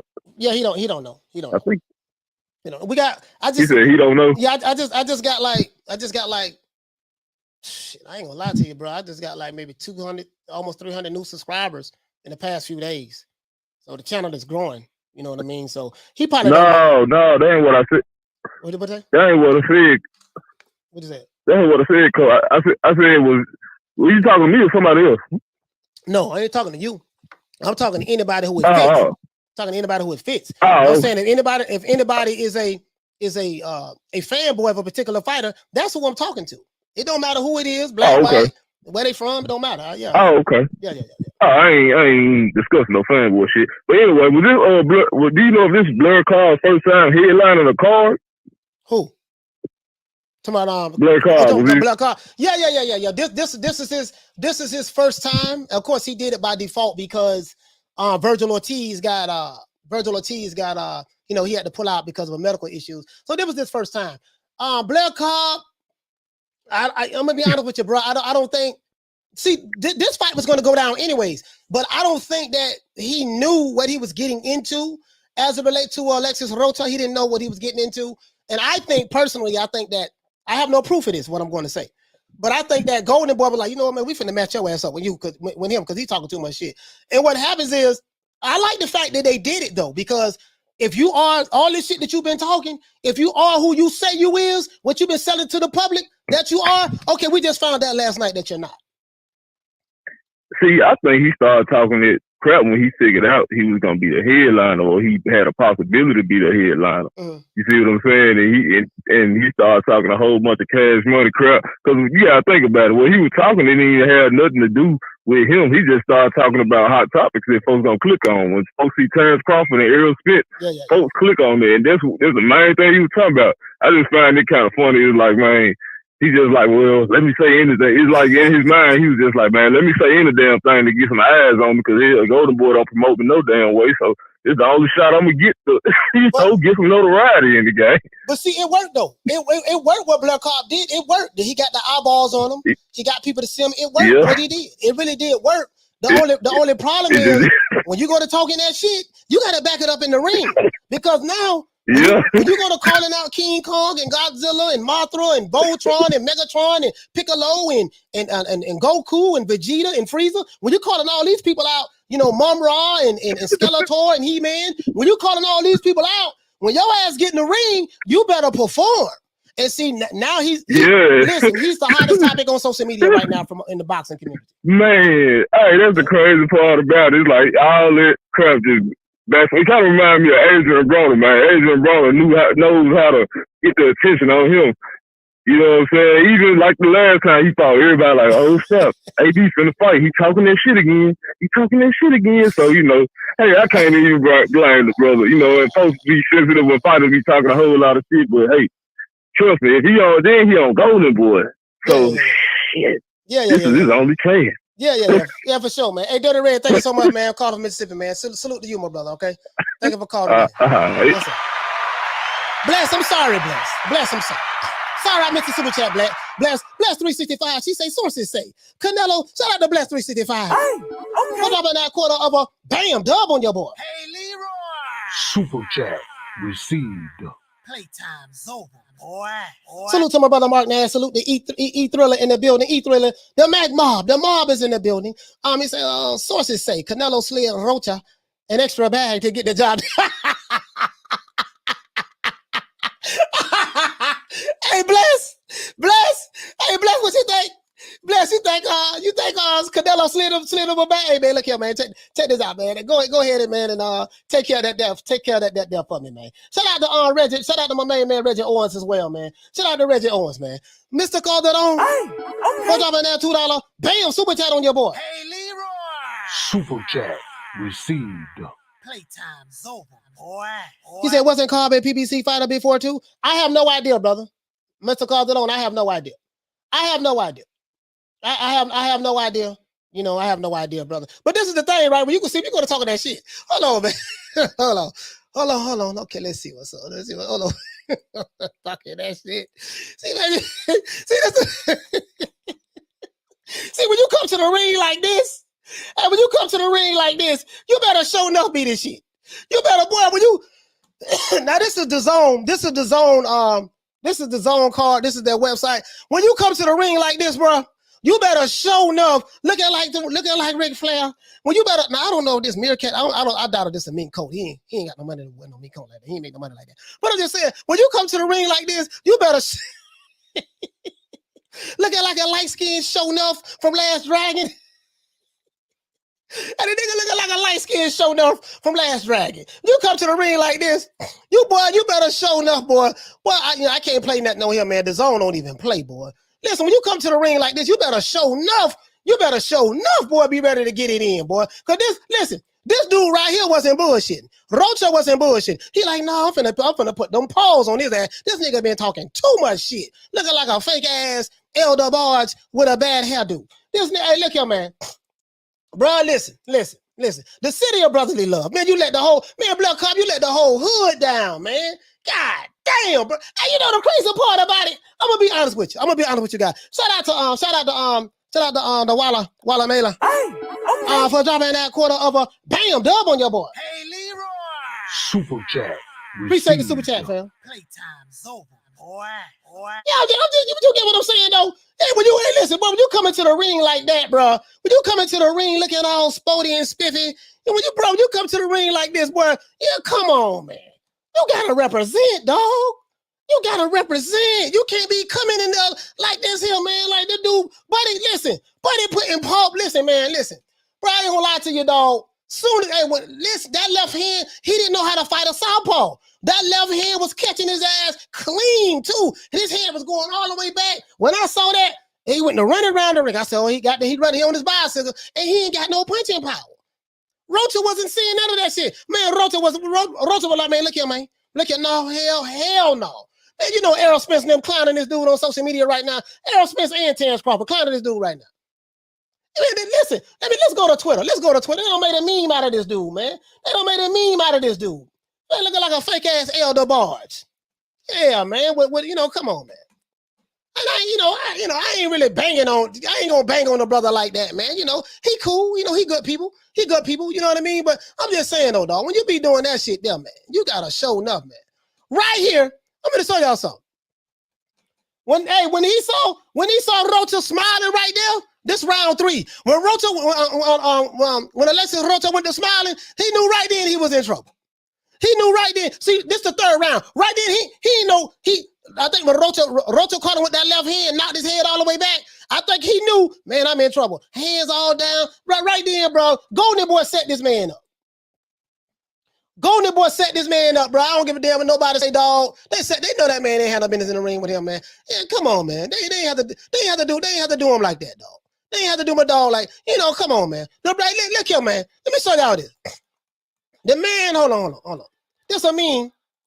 This when the referee start the fight, you see he punching the referee in the stomach. Can't show much of that. The zone don't play, boy. Punching the referee in the stomach. This man, hey, he went out swinging though. He went out on his shield. He went out swinging. Can't show nothing. You can't show. See, man, when you making a sideshow of yourself, on social media, bro, your ass better win. You better win. Like right now, man, the whole city of Philly mad at this dude right now. They mad at Blair right now. The whole city of Philly is mad at him right now. The whole city. Right now, they mad at this dude right now, bro. Man, don't let the whole hood down. Caller, what's your name? Where you calling from? What's up, Coach? This M1 again, bro. What's going on, man? M1, talk to me, fam. What you want to talk about? Hey, yo, Berlanga, right? You yes, know what I'm saying? I watched the fight like everybody else last night. You know what I'm saying? And he does need a lot of work to do. Mm-hmm. But I also believe that he might have over-rehydrated because he came in big. Yeah, he was huge. He was huge, bro. Yeah. Damn. And a lot of people don't know that the over-rehydrating is a thing. You know what I'm saying? A lot of people don't get that. You know what I'm saying? They don't know that. But, yeah. But Go ahead. Sorry. Now, go ahead. So yeah, I'm watching your show and I see a lot of, people coming up with Errol Spence. I know it's not the show for Errol Spence and Terence Crawford, but and the same thing, I'm a Buck Crawford fan. I was both of their fans, until he started his bullshit. But really, I think that Errol was gonna duck him anyway, but I think that Crawford put the nails in the coffin. And a lot of people don't say this or didn't see this, but remember when they had the Ellie setback thing when they got together? Mm-hmm. Remember when Errol bet him the 100,000 and Bud was like, nah, let's make it $1 million. Mm-hmm. That was a bet that they made, and I know that bet is going. If they do fight, that bet is on. You know what I'm saying? They shook on it and everything. And I don't think Earl wants to lose that $1 million too. You know what I'm saying? And I think that's why he started that fucking 30, 70, 30, 80, 20. And I don't think people really realize that. You know what I'm saying? Because he was sure when he said that 100,000, and when Buzz said $1 million, I think that shit took the life out of him. But yeah, Coach, man, you're doing a good job, man. I like your show, man. All right, shout out to M1, man. I appreciate it, man. M1 calling from New York. Salute to the brother, man. Shout out to Mr. Nice. Mr. Nice. Okay. For dropping that $2. Bam, super chat on your boy. Hey, Leroy. Super chat received. Playtime's over, boy. He said, I thought it was Duran versus Sugar Ray. You need to cut that out, man. Hey, that's blasphemy. The man said he thought it was Duran. Come on, man. Cut it out. Cut it out, man. Cut it out. I know you're laughing. I know you're laughing. You know what I mean? Mary Ross, she said, did you see his legs when he was sitting? Berlanga looked over 200 pounds. Yeah, he was huge last night. And so, some people criticizing Steve Rose. They're like, yeah, man, well, he wasn't trying to get knocked out. He was on his bicycle the whole night. He was supposed to be on his bicycle the whole night. That man, Steve Rose, that man small as fuck in comparison to Berlanga. What are you supposed to do? Sit in the middle of the goddamn pocket? He not Roberto Duran fought like that. Well, I ain't gonna lie. See, but I can't compare him to Roberto Duran. Roberto Duran fought what my man name? Iran Barkley like that. Roberto Duran was in the pocket on his head. Bam! Overhand rights, catching them left hooks to the body. But Roberto Duran fought mid-range and in the pocket, man. But that's Roberto Duran. I don't want to bring him up. I get excited about that fight. That's one of my favorite fights of all time. Boxing matches. But yeah, man, Steve Rose ain't no Roberto Duran. What he supposed to sit in the goddamn pocket? He got this big motherfucker in front of him trying to tear his head off. His only shot is to land that one punch because he saw the dude really can't, he's not working his jab like that. And Berlanga does have good tools. He can work his jab and stuff, but I just think that his corner needs to work with him on that. Say, listen, man, you supposed to get this guy out of here. And they put a lot of pressure on him, man. But it is what he'll learn from it. He'll learn from it. He'll learn from it. Con Shiner, what you say? He said Duran is an exception to the rule. Exactly. Yeah. I don't even know why I brought him up, Con. I was dead wrong for bringing him up. Ain't no need to bringing up Duran on that shit. Right now, but he still has more work. He still has more work to do. You know what I mean? He still has more work to do. You know what I mean? So it is what it is. He say Steve Rose looked nice last night. I think Berlanga lost. You think he lost? How many people thought Berlanga lost, man? By the press one. If you think he won, if you think he lost, just press one. Like, you think he lost last night? It's some people saying that Rose got robbed. I don't know, man. That shit was too close. Call back. He hung the phone up. That was too close. That fight was close. Damn, a lot of people saying one. Okay. He say, press one, Chipside. Oh, yeah, I saw his show. Hey, somebody sent me to his show. I saw his show, boy. That dude, Chipside, funny than a motherfucker, one. Press one. Press two. That dude funny, man. Chipside funny than a motherfucker. I've seen one of his shows. He's funny. He's very, very funny. Very entertaining. Caller, what's your name? Where you calling from? It's D-Ray, Omaha. What's up? D-Ray from Omaha. Talk to me, D-Ray. What you want to talk about?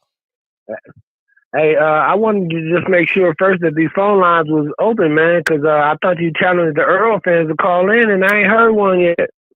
No, this one called in. The dude called in. He said what he had to say. I just saw a couple of them jumping in the chat. I'm like, okay, well, goddamn, man. Okay. I'm like, this show ain't even about Errol Spence or Crawford, but they calling in, want to make it about Errol Spence and Crawford. And I'm like, okay, I don't body that shit already. I don't body that shit so many times. It's like, damn, why do I have to resurrect the dead to keep bringing this shit up? The fight ain't gonna happen. That's what I said, and that's it.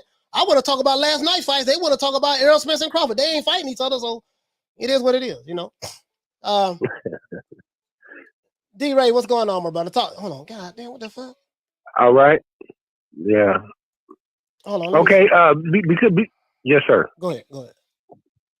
Okay, yeah, and you cooking, man. So keep doing your thing, bro. But the thing I wanted to ask you about was what you thought about the young fighter Tucker last night. It was his 7th fight, and I just kind of wanted to get your opinion on that. I saw that fight. I saw that fight last night. Tucker. Shit. I don't know, man. That's the young brother. Yeah, he only 19, and last night they had him fight a dude that was 30 years old. Yeah, I gotta see some more from him. It was a good fight. He looked like he got kind of tired. Right. I did see some fatigue from him. This fight he had last night is a learning lesson for him. Right. He got potential, man. I got to see some more from him. I'm not gonna sit here and jump out the window on him, right? You know what I mean? I got to see some more from him. I got to see some more from him first. You know what I mean? But I like him. I like him though. I like him. I just got to see some more from him. It's kind of hard to, to really judge a fighter off of 7, 8 fights. I think that was a step up fight for him last night. I really think that. I think that was a step up fight for him last night. I think he can. He held his own. He did get a little tired, in my opinion. But this is a part of the learning curve. He's a young fighter, man, and I'm not going to, just throw the guy under the bus, throw him out of the window. You know what I mean? It is what it is. So, it's gonna take some time for him. Right, and a couple of things I wanted to add in there was now this was his 2nd fight this year already. With it being March and so forth. So yeah. He had a quick turnaround from January. So I was just wondering if you think he should like try to fight 4 more times this year, or do you think he should take a little break and go back into camp and because from what I've been hearing, man, he's sparring and he in Miami sparring and Texas sparring and he just everywhere, man, just trying to hone his craft in. So I just wanted to just find out what you kind of thought about his assessment, with him, being 19 and, already, 7 fights in and getting, moving up the ranks, as you said, if this was a step-up fight. And that's what I was telling my man right side in the chat, salute to him last night as well. I was telling him that I thought it was a step-up fight because a 19-year-old fighting a 30-year-old, man, that's a different level. Step up fight. And it's definitely a step up fight. When you have a 19-year-old fighting a 30-year-old and the guy got some experience, it's definitely a step up fight.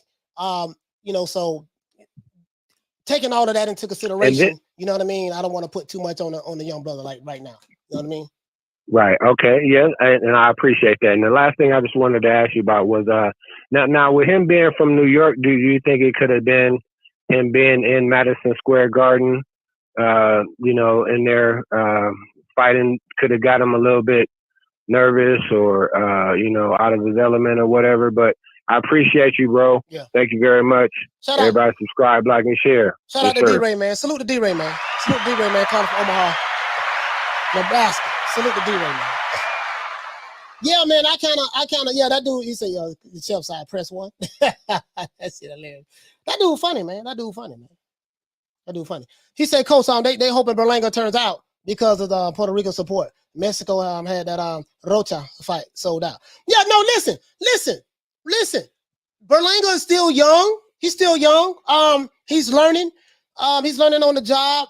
All I'm saying is, just as a fan, if you are a fan of my main man, my brother name, Berlanga, just like can't be talking crazy. Like he gonna be ready for this guy and that guy.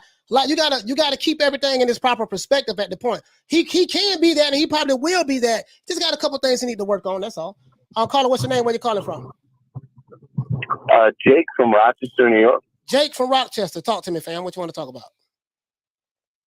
All right. I was just thinking last night. You got Xander Zayas.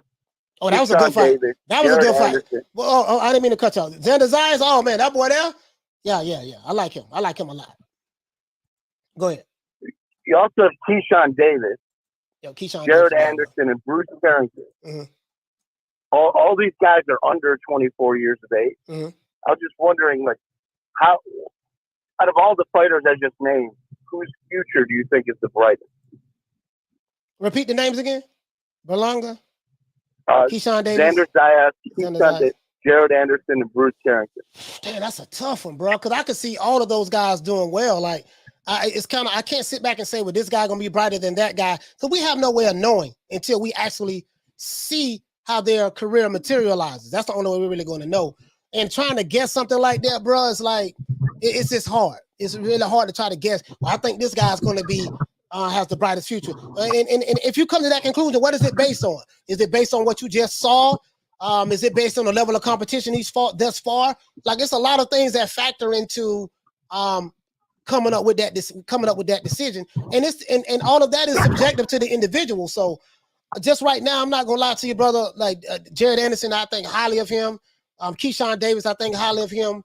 Xander Zayas, I think highly of him. So just I gotta, I don't know who's gonna have the brightest future right now. I have no answer for you on that, to be honest with you. I think Xander Zayas is physically has a lot of room to grow. I mean, I've read his mother is 6 foot tall. Mm-hmm.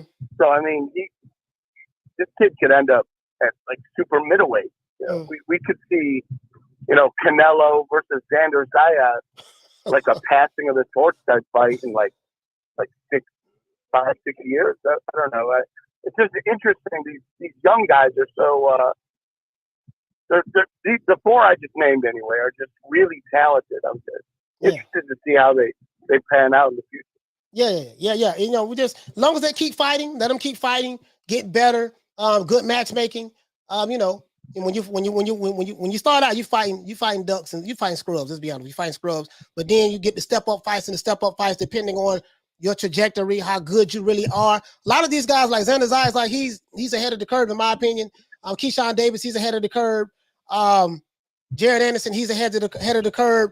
So those guys, I'm really looking at very, very closely and very carefully just to see the matchmaking. You know, what to tell me what a fighter can do is once I see him go through adversity, once he goes through adversity, how he handles that adversity would tell me the character of the fighter. And that's pretty much what I look for in a fighter.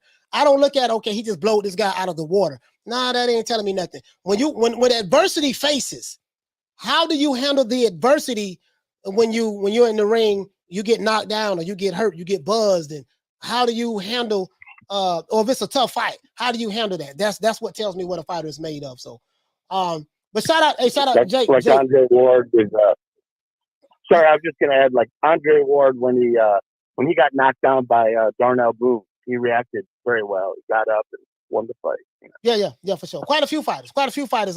You know, Larry Holmes getting knocked down by Ernie Shavers. You know, just a lot of fighters. You know, go through adversity. How do you come back from that? You know. But shout out to Jake from Rochester, man. Salute you, fam.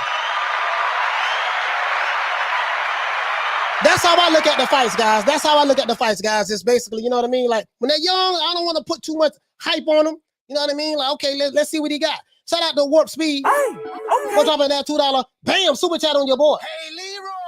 Super chat received. Playtime's over, boy. He said, hit me with the hey, okay, coach. Yes, sir.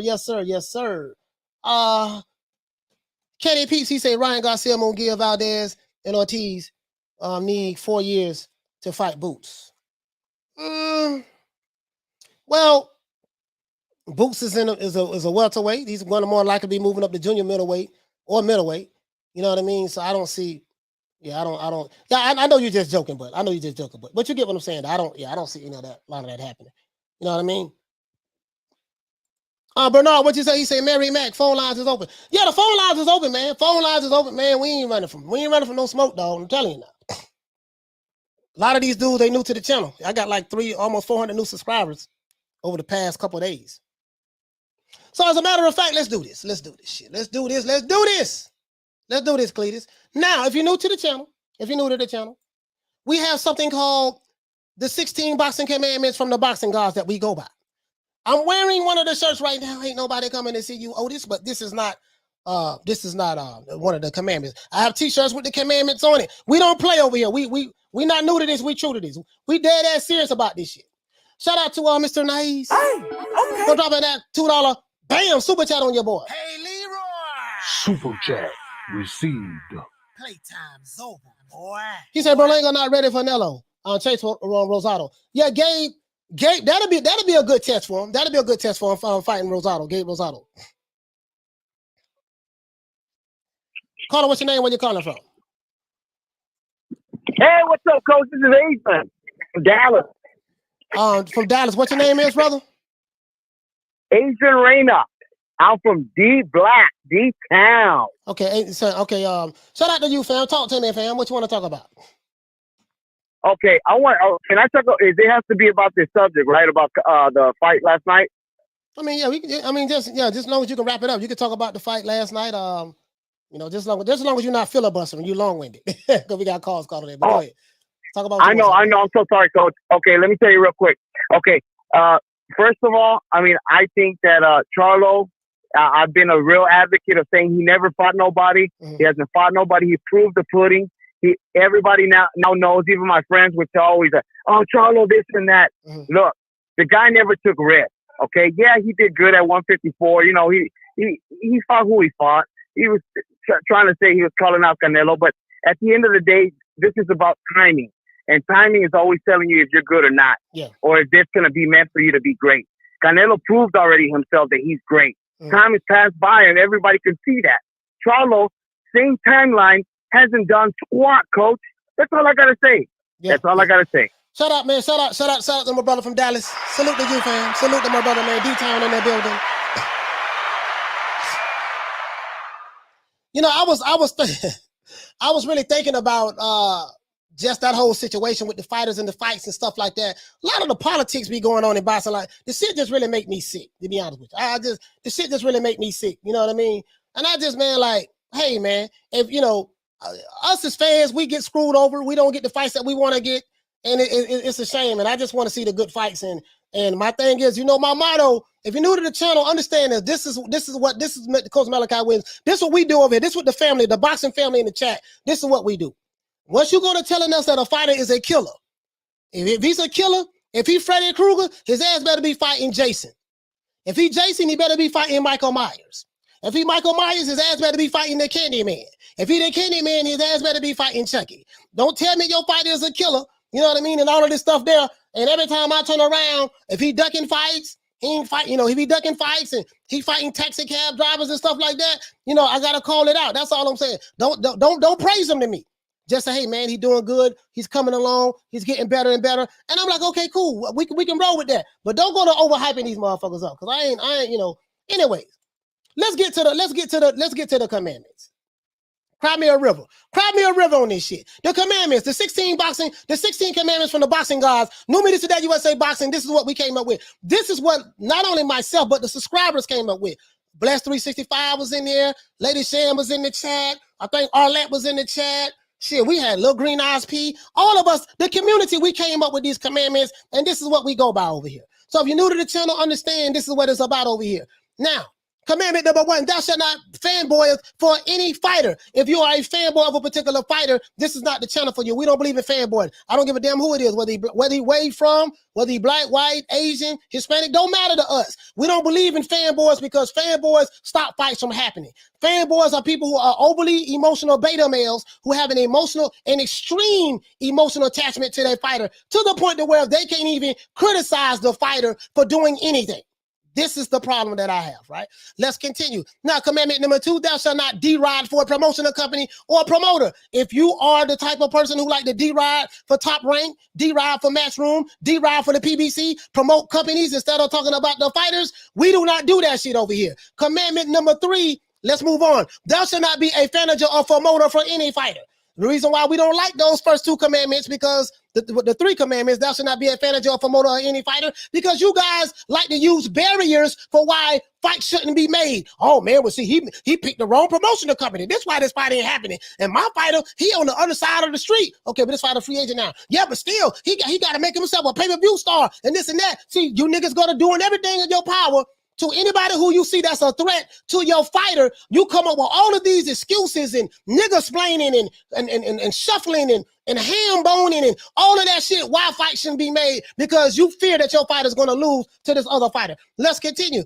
Commandment number 4, thou shalt not pocket watch a fighter's money. Why do we come up with that? Because a lot of you niggas on YouTube, you like the pocket watch. Well, you know, my fighter made $5 million. My fighter made $2-3 million last year. And your fighter only made $500,000 because my fighter make more money than your fighter. Your fighter don't deserve a right to fight my fighter. That's the bullshit that we talking about that we do not tolerate over here. Commandment number 6. Commandment number 5, thou shalt not talk boxing without facts. Remember, fanboys never talk boxing with facts. They talk boxing with emotions, which is the opposite of facts. Okay, now, commandment number 6, thou shalt not get too emotionally invested in a particular fighter. This is the definition of a fanboy. If you get too emotionally invested in a particular fighter, you are in violation of commandment number 6, and you are in violation of commandment number 1. Why is that? Because commandment number 1 says that thou shalt not fanboy for any fighter. But in order to be a fanboy, you have to have you have to get too emotionally invested in a particular fighter. So you're violated off the ripper. You need to work on that if that's who you are today. Commandment number 7, thou shalt not criticize a fighter for cherry picking when your favorite fighter is cherry picking. True.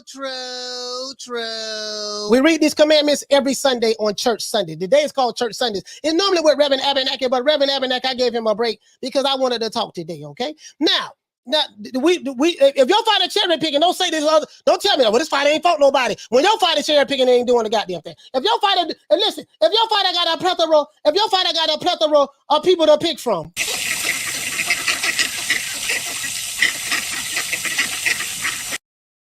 If your fighter has a plethora of fighters to pick from, like I just showed, guess what, man? Shut the fuck up. I don't want to hear that, okay? Now, let's continue. Commandment number 8, thou shalt not thou shalt not condone any elite fighter ducking another fighter. If you another elite fighter, if you're gonna say, well, oh man, you know, well, he on the wrong side of the street, and see what happened was, see, he ain't really fought nobody, and yeah, he got a belt, and yeah, my guy did say that he won all the straps, but then you know he ain't really got the fight to do because he ain't no pay-per-view star, and you know he don't know how to do the butterfly, and he don't know no famous rappers, or you know he ain't doing the one leg up, or when you're gonna doing all that goddamn shit, condoning this shit, we have a problem with that over here. This ain't the channel for you. Commandment number 9, thou shalt not speak of the back end money. We don't want to hear nothing about no back end money talk. Commandment number 10, thou shalt not tweet shit on Twitter for your favorite fighter. If you having a digital game, if you digital game banging online, if you on Twitter, oh shit, oh bitch ass nigga, I'm gonna pull up, shut up, don't be talking about my fighter, all caps, all caps. If you come into my chat with that bullshit, oh shit, goddamn it, you know, I want all the smoke, coach. When I see you, I'm gonna do this. Don't tell me you won't smoke when you're hiding in the chat talking shit, but you ducking the goddamn phone number 530-494-9636. I have this phone lines every day. A couple trolls want to come over, but I toe tag and body bag trolls and fanboys. I am the fanboy killer. I break their necks, send them back to their mammies, and make their mammy call the police. And I got several charges pending right now for killing fanboys. Let's go. Let's go. Let's see what's up. Let's see what's up. Caller, what's your name? Where you calling from? Hi, it's Thomas Jackson. I'm calling from Raleigh, North Carolina, man. Raleigh, North Carolina, man. Talk to me, fam. What you want to talk about? All right, man. I want to talk about Blair The Flair. First of all, I believe that he just talked too much without really being tested. Mm-hmm. And he couldn't handle the pressure. Yeah. Any fight who pressed him will be able to beat him as long as you can take a good punch. But he's really talented and athletic, but that don't get you by with skill. Skills play the field.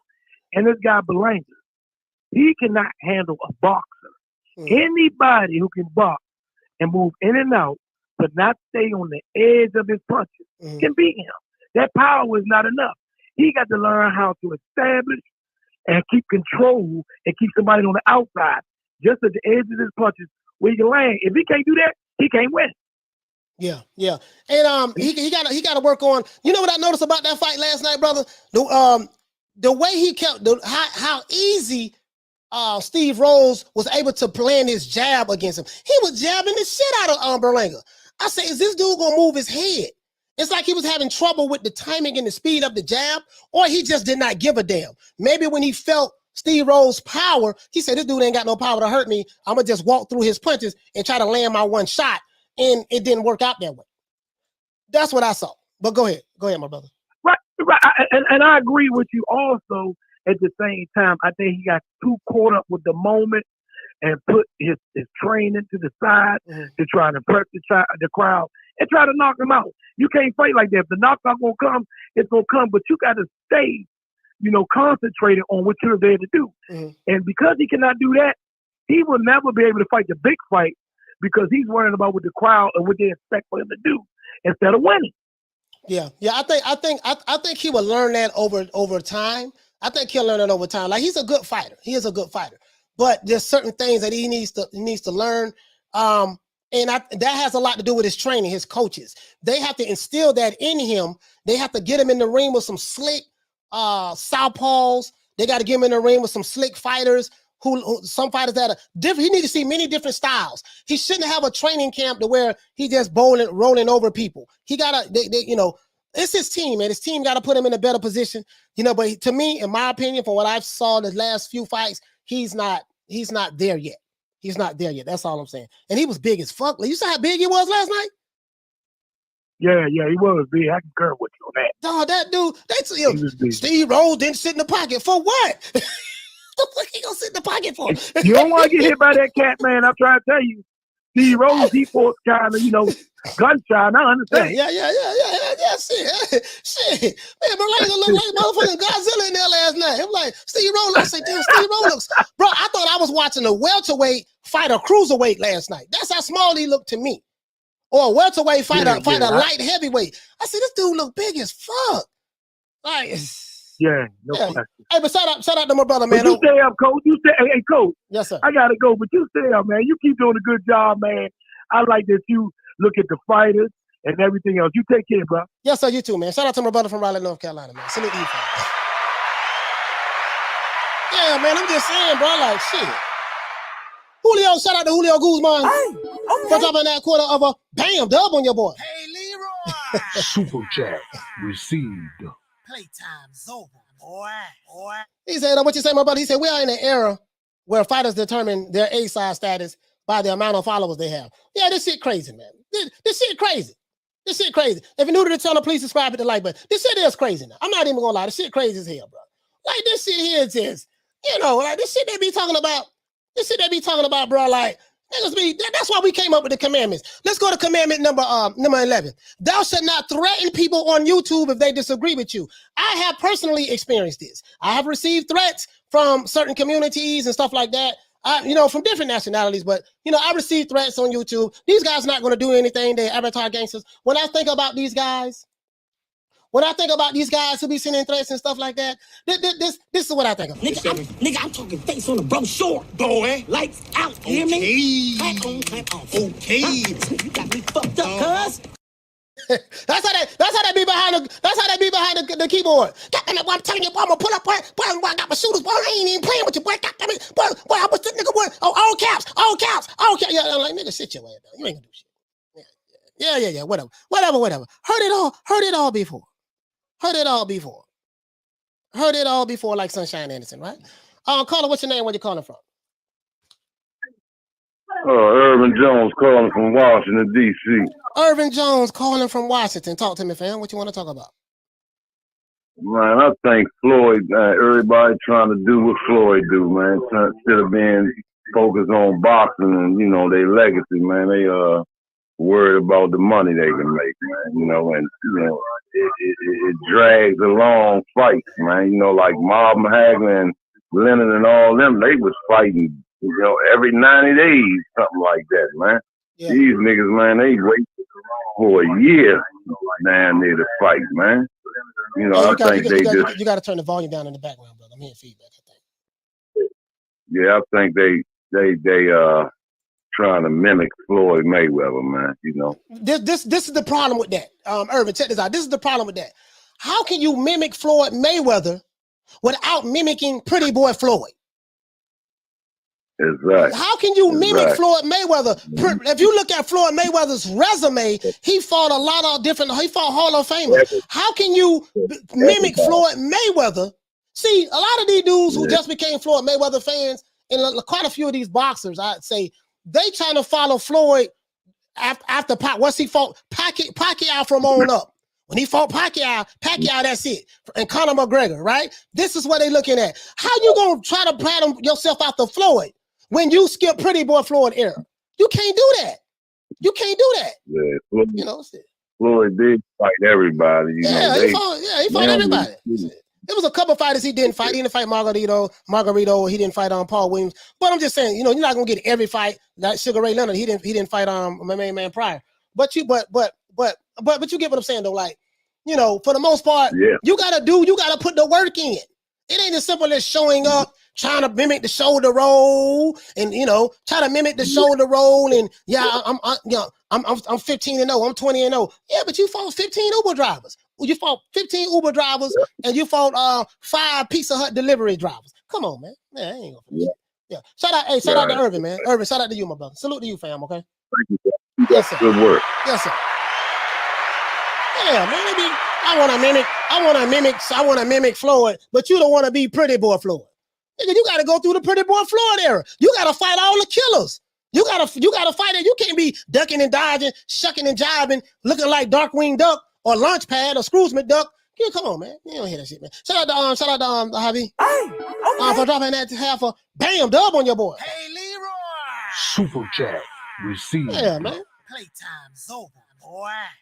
Yeah, man. Shout out to you, my brother. He said the truth hurts, champ. Keep it real. Big ups. Yeah, man. See what we want to do over here, man. What we want to do over here is this.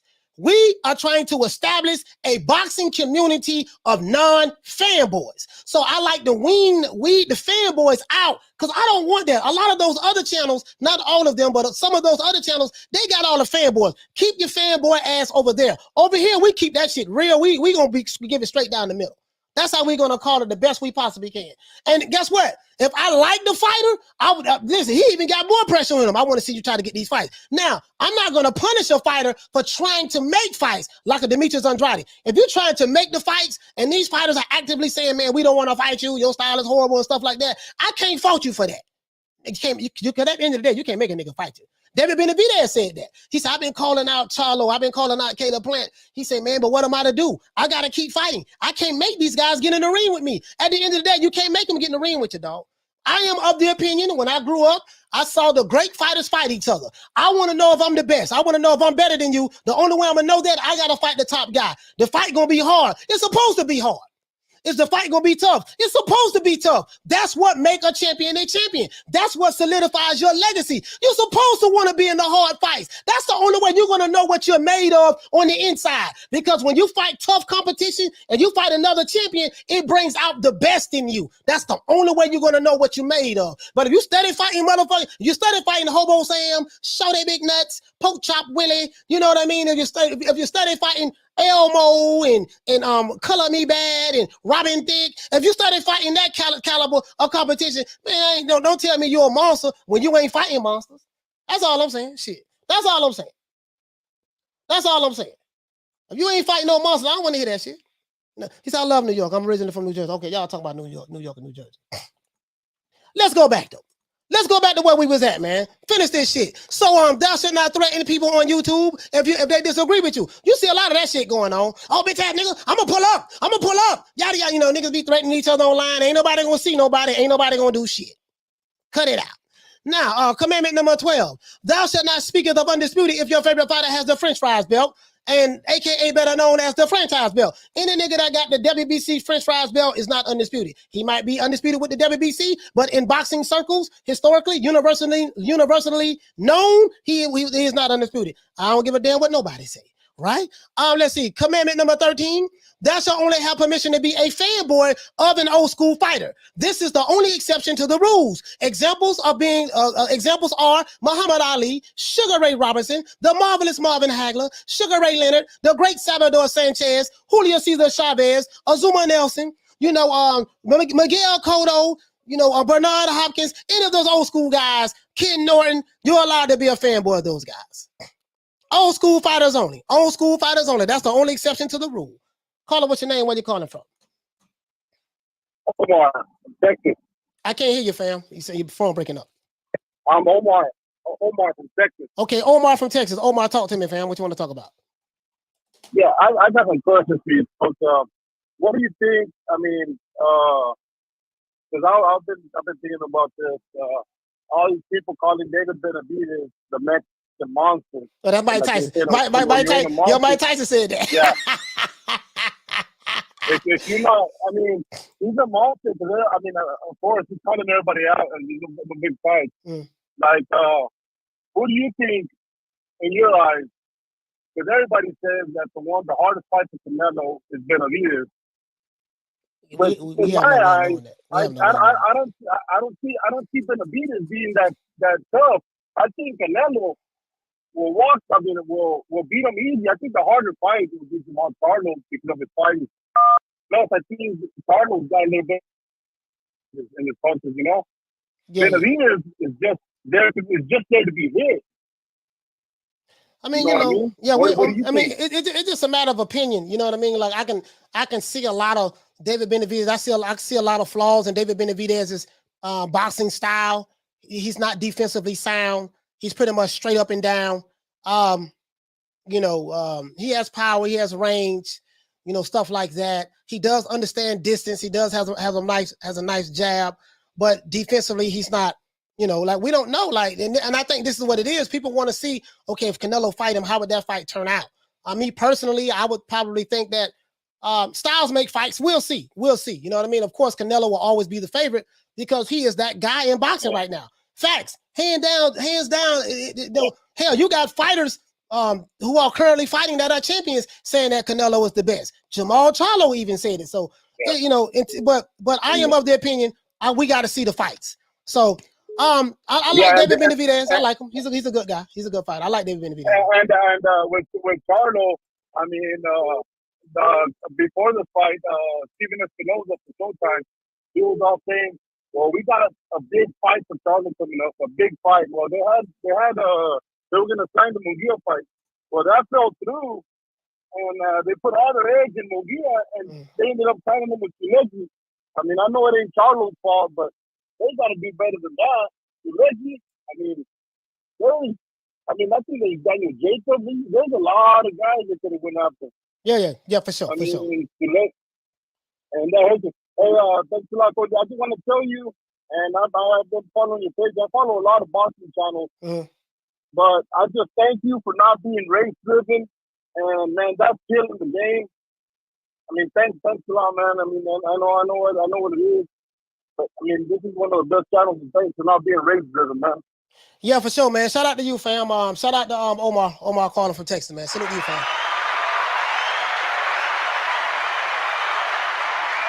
Shout out to Warp Speed. We're dropping that quarter of a bam dub on your boy. Hey, Leroy. Super chat received. Playtime's over, boy. He said Beck the Bully won last night after being KO'd by Rosado in his last fight. Berlanga 19-0 won last night also. Who wins? What you mean between Berlanga and Gabe? I don't know, bro. I don't know.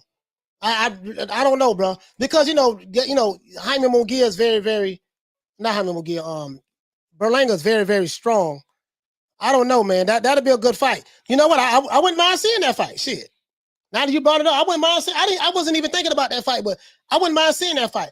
I don't know. I'll probably go with Gabe, man. Carter, what's your name? Where you calling from?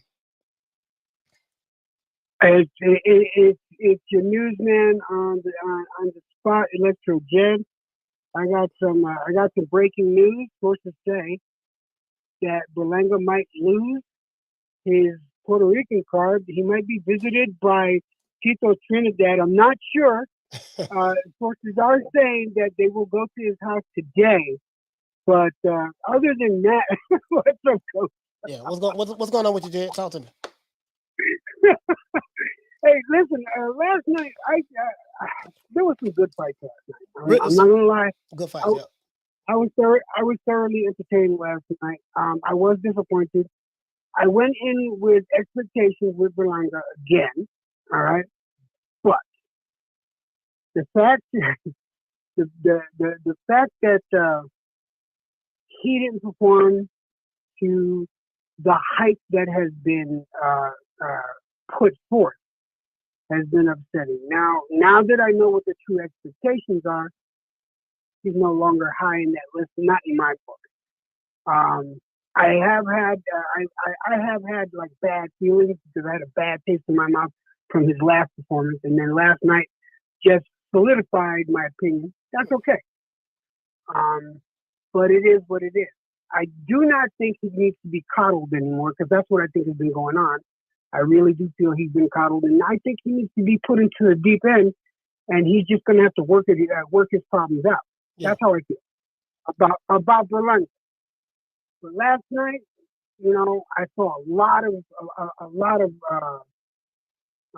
promise from Xander Zayas, and there's a lot of hope there. He's a great prospect. I saw great fights last night. Mm-hmm. I even enjoyed the two massive human beings that fought earlier was Half-Thor and the Beast. I even enjoyed that. So it was a good day of boxing for me yesterday. Okay. All right, Electro Jed, man. Well, thank you for calling in, my brother, man. We did have a good day of boxing yesterday, man. I really appreciate your valuable opinion on it. Thank you so much. Shout out to my brother, Electro Jed, man. Y'all please go subscribe to this channel, fam. God bless you, brother. Yes, sir. Yes, sir. Shout out to Julio Guzman for dropping that quarter of a bam dub on your boy. Hey, Leroy. Super chat received. Playtime's over, boy. Julio, what you say, fam? He said Canelo Benavidez will be similar to Pacquiao Margarito. He said Benavidez is too flat-footed for Canelo IQ is much higher. Yeah. I'm not gonna lie. Benavidez is very flat-footed. Yeah, he's very flat-footed. So and this is the thing, right? Like, people saying, I want to see Canelo fight this guy, that guy, yada yada yada yada. And my whole thing has been I want to see the other fighters fight each other as well. I don't believe in sitting around just waiting on one guy. Like, you know, like this one guy, Canelo, he's only 5'7.5". He's a little guy. You got guys who in the lower weight division is bigger than him, like the Jamal Charlos and stuff. It's like, dude, this guy has to fight the light heavyweights and fight super middleweights and fight all of these different guys and different skill sets. Whether you like it or not, whether you feel like these guys he's picking is not good or whatever, that's fine. If that's what you feel, there's nothing wrong with that. But goddamn, what about the fighter who you say you want him to fight? You see, like Mike Tyson told Jamal Charlo, right, man, okay, man, we'll fight the next guy, the next guy, the next guy. Keep pushing, keep fighting. Don't sit around and wait. And that's my whole thing. Like, these fighters could have made history themselves. You see what I'm saying? Just imagine if Sugar Ray just would have waited around. We never would have got a Sugar Ray and Duran or Sugar Ray and Hearns and, you know, Sugar Ray and Hagler. We never would have got. I'm just gonna sit around and wait till I get. Just imagine if Hagler would have decided, I'm just gonna sit around and wait. And you know, he had 50 goddamn fights before he got a crack at the championship, before he got a shot at the title. So I'm just saying, man. I'm just saying. You know what I mean? Like, you know, I'm like, cause my thing is this here. I like when you try to put the spotlight on one fighter, I'm gonna look at the other fighter. Okay, but goddamn, what this dude doing? He ducking this guy, but this guy fighting. Who this guy fighting? You know, hobo Sams and taxi cab drivers. He fighting C-class fighters and going the distance with him and fighting like, you know, life and death. So that's what I look at. That's how I look at it. But hey, it is what it is, man. Shut up, man. Shout out to my brother Smith and West, man, in the building, man. I had gave you a shout out earlier. My brother. Shout out to my brother Smith and West. Now let's get back over here. Let's get back. Finish up. We finish with. He say now. Commandment number 14 on the commandments from the boxing god. Commandment number 14: Thou shalt not race bait to push a personal narrative. We see a lot of that shit going on YouTube. As soon as nigga everything race. Oh goddamn, nigga want to go back to the 20s, 30s, 40s, 50s, 60s, and then say that's what's going on now. All to try to push their narratives. So, you know, I bodied that shit already. We don't do that over here. Commandment number 15: Thou shalt not have a victimhood mentality and play the race card when you don't get your way. You got a whole lot of that shit going on. Well, you know, you telling me I'm a king, I'm a queen. Okay, if you're a king, how the hell you a king? You ain't got a kingdom. If you are a king, kings do not sit around begging, bitching, moaning, complaining, begging, bitching, moaning, complaining. Kings don't do that. Kings do king shit. If you're a god, I come from the conscious community, I'm a god, and you're supposed to be a producer in the land. If you sit around begging, moaning, bitching, complaining, getting mad, and when people don't agree with you, and who your race, oh nigga, you're a coon, nigga, Tom, sell out, this, that. If that's you got a victimhood mentality. You know, I get two fucks about you anyways. I body bag you, nigga. You already know me. This shit over here coming, no filter. I'm with it. I'm with it. I'm with the smoke. Whatever them niggas, when they gonna talking all that race shit, I body y'all on that shit. Cause you niggas ain't serious about it. And I know you ain't serious about it. You don't live that kind of life. I understand it's a business. A lot of this shit that's going on YouTube, guys, is a business. These guys are benefiting financially from it, from their audience. So it's a business, guys. They don't even believe half the shit they be saying they got themselves. Shout out to Free Larry Hoover, man. Hey, okay. For dropping that $2, bam, super chat on your boy. Hey, Leroy. Super chat received. Playtime's over, boy.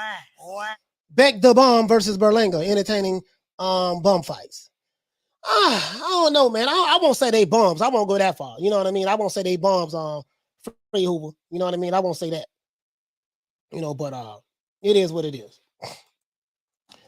He said, nah, bro, I'm serious and I love my race. Ain't nothing wrong with that. I'm serious and I love my race too. But you got to understand what race, when you talk about race baiting and race hustling, that's two different things. Race baiting and race hustling is the same thing. That's the total opposite of loving your race and loving your people. That everybody's supposed to love their race. We're tribalistic by nature. Nothing wrong with that. But understand what race hustling is. If you want to know what a race hustle is, go to Al Sharpton. Go to Farrakhan. Go to Black Lives Matter organization. Go to Umar. Any of those guys. And I got a lot of love for Dr. Umar. Go to anywhere in the conscious community. You know what I mean? Sign out of TV. House of Consciousness. Anyways. Let's continue though, but that's that. Let's see. Commandment number 16: Thou shalt not violate any of the commandments under no circumstances. These are the commandments that all of our subscribers must follow in order to be a subscriber of this channel. Get familiar with as a matter of fact, Let's do this. Let me. I'm gonna refresh them right now. We're gonna refresh the commandments. Hold on, guys. I want to because I want you the new. Cause we got like 400 new, almost 400 new subscribers. New subscribers. Some of them might be watching right now, so I want you guys to go check these commandments out. Go to the community tab, and you will see them. What I'm doing right now. Go to the community tab, and you will see them. And I'm going to repost it right now. Right? And you also got to know something else. I am the bad guy on this YouTube shit. I got a lot of people who don't like me. That's fine.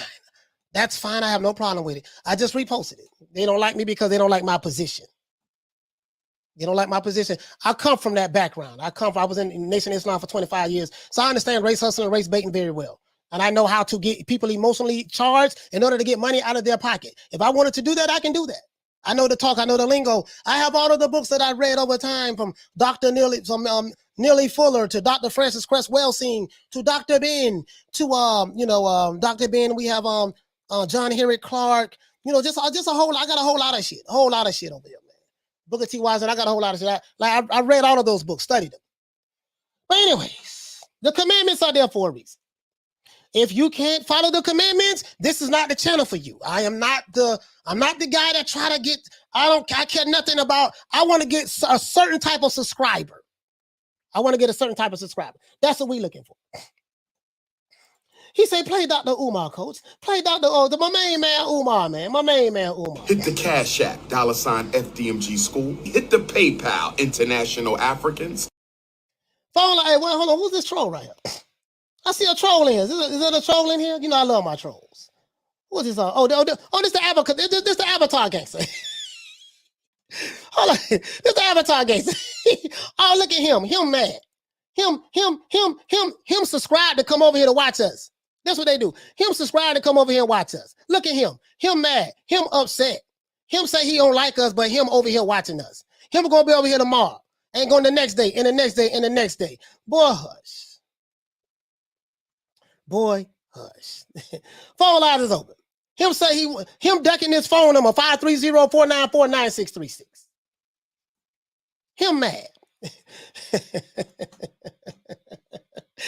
Oh, these guys, they're just so funny to me. They're so funny to me. Jamal, what you got to say, my brother? There's nothing that I can do. Sorry, I moved my camera. There's nothing that I can do other than just be patient. Let these boys keep talking that smack. And me be who I am. Damn. Phone number falling. I mean, my bad. Look.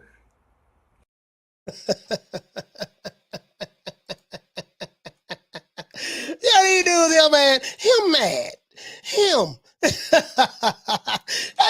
dudes kill me, man. Like, these dudes kill me, bro. Him don't call. Him be gangster as hell. Like, these dudes be killing me, man. Listen for my trolls and my haters and detractors.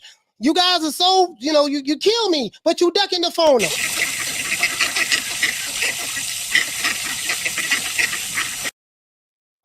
You're ducking the phone up. Oh, let's see. He said, I said, Minister Holmes, he said, Coach, those people you named wasn't race hustlers. If they were, they wouldn't have died broke. You're being disingenuous. No, I'm not. I'm being very genuous. Being very genuous. That's your opinion. We have a difference of opinion. I did it for 25 years in the nation, so I'm being very, very, very genuous. I named a lot of people. Now, Dr. Malachi York, not Dr. Malachi York. Dr. Ben wasn't a race hustler to my knowledge. Dr. Ben, Dr. John Henry Clark, they wasn't race hustlers to my knowledge. But Dr. Francis Cress Welsing, she died, bro. But she really believed what she taught. Neely Fuller really believed what he taught. He was born 1929, a lot of stuff. But the people that I named, some of those guys that I named, they are that. But we can agree to disagree on that. So that's it. Ain't shit you gonna say that's gonna change my mind. Ain't shit I'm gonna say that's gonna change your mind. You fall out with me about that, we holler. Won't miss you. He says, Charlo messing with my emotions, Smokey. Charlo was messing with my emotions, Smokey. Yeah, man. One thing about me, man, I don't, I say what I say, I feel what I feel, that's that.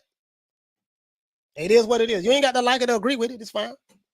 He said, I don't like that talk. He said, I like to talk more about the NOI stuff on your new channel when you launch it, coach. Yeah, I'm launching a new channel. I'm launching a new channel right now, putting it together right now.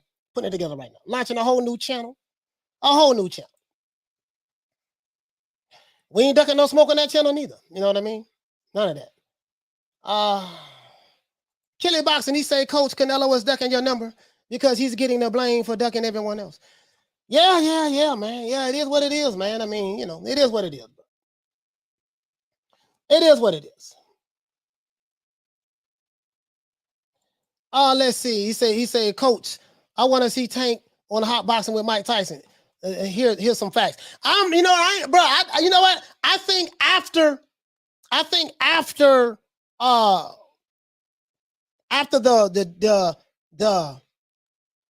the Jamal Charlo fiasco, I doubt if PBC ever have another fight on. They're not gonna let Tank go on there. I don't believe that at all. Because Mike gonna ask all the questions.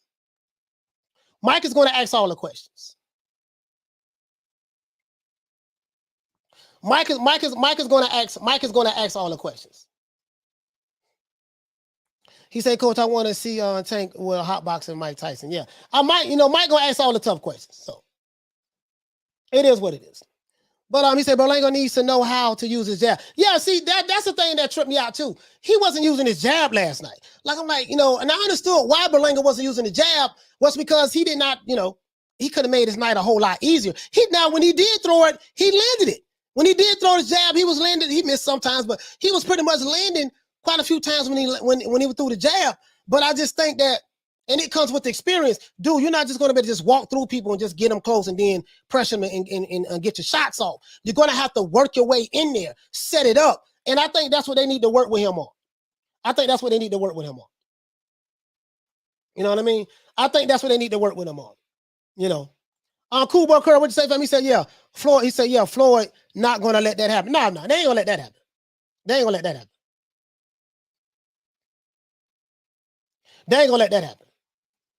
They're not gonna let that happen at all. She says, ain't all of them hustling in a sense? I rock with Cynthia G, but I know she hustling too. No, see, I think you're misunderstanding what I'm saying.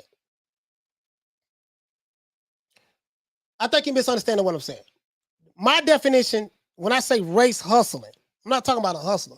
I'm saying someone that uses race kind of like for a living in order to make money. They don't even believe the shit they talking about. They just always, like politicians do it. Politicians do it all the time. Like they use race in order to get votes. Hey, this group over here is this, and that group is there, is over that. You need to vote for us. We're going to give you this. We're going to give you that. And that's what it's all about. I'm talking about those people who specifically use it for that. You got some people who really believe that shit and died and really believed it. I'm not talking about those guys. I'm talking about those who specifically raise all kind of millions of dollars doing it. And they living well and living in mansions and all they, but I can give several examples, but I'm not going to get into it. Believe what you want to believe. I don't care. Now back to boxing. He said Berlanga needs all around fundamentals. He didn't jab, set up shots, give angles, move. Yeah, he didn't do any of that. He didn't do any of that.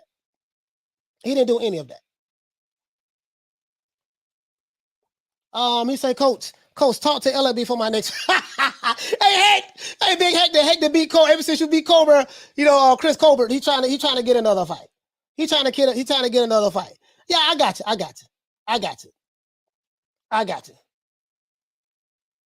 Yeah, I got you. He said Berlanga got to learn how to be mobile and set up his shots. Yeah, he's too predictable. He's too predictable. Now, and that's the thing that Berlanga needs to work on. Now he got a good trainer.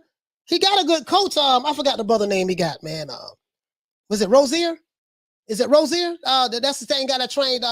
He trained Daniel Jacobs, and I think he trained what the other dude name? Daniel Jacobs and Darianchenko.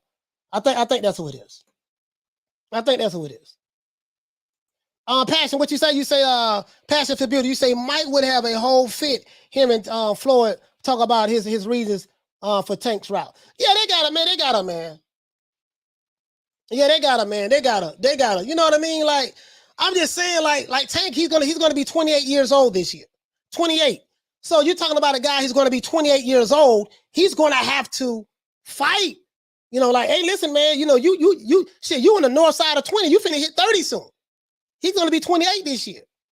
After Roland Romero, he's probably going to fight and you might say Esau Cruz rematch. You might see a Esau Cruz rematch. You know what I mean? So, you know what I mean? So,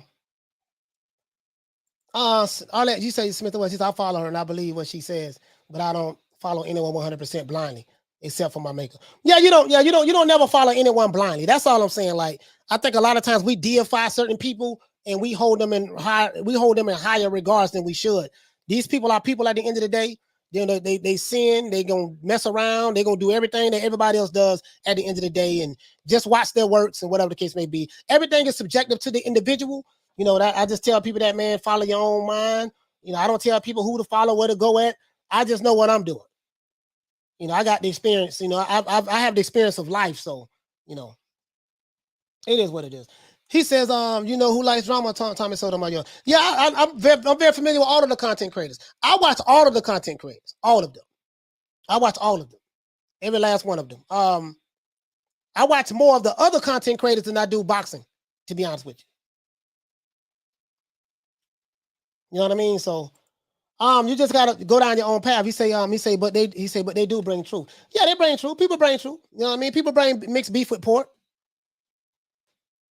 Hell, you know what I mean? Yeah, people bring truth. You know what I mean? They bring truth. Everybody brings truth in some sort. Max Sauce, he said, this man be hating on young fighters. Ryan will knock you out. Yeah, this a troll. He wants some. It's a troll. Yeah, this guy's a troll. I appreciate you subscribing and watching, though. Appreciate you subscribing and watching. Appreciate that. What's your name? Max Sauce, you know, Avatar Gangster. Appreciate you, fam. I appreciate you. You obviously you ain't got nothing else better to do. You know what I mean? Free Hoover. What you say, man? He say Tank versus Burchell, Cinco de Mayo, 2023. I don't, you know what, Free Hoover, I don't think that'll ever happen because with Floyd motto for Tank is they believe in fighting in-house fights. They believe in fighting in-house fights. And that's it. He said it after the Mario Barrios, Tank Davis fight last summer. He said that, I don't believe in making another promoter rich. We believe in working smarter, not harder. Over here with TMT and PBC, we're like one big happy family. We have a bunch of fighters that Tank Davis can fight from 130 to 135 to 140. So, he laid it out. He laid it out right there. When he said that, I automatically thought about this.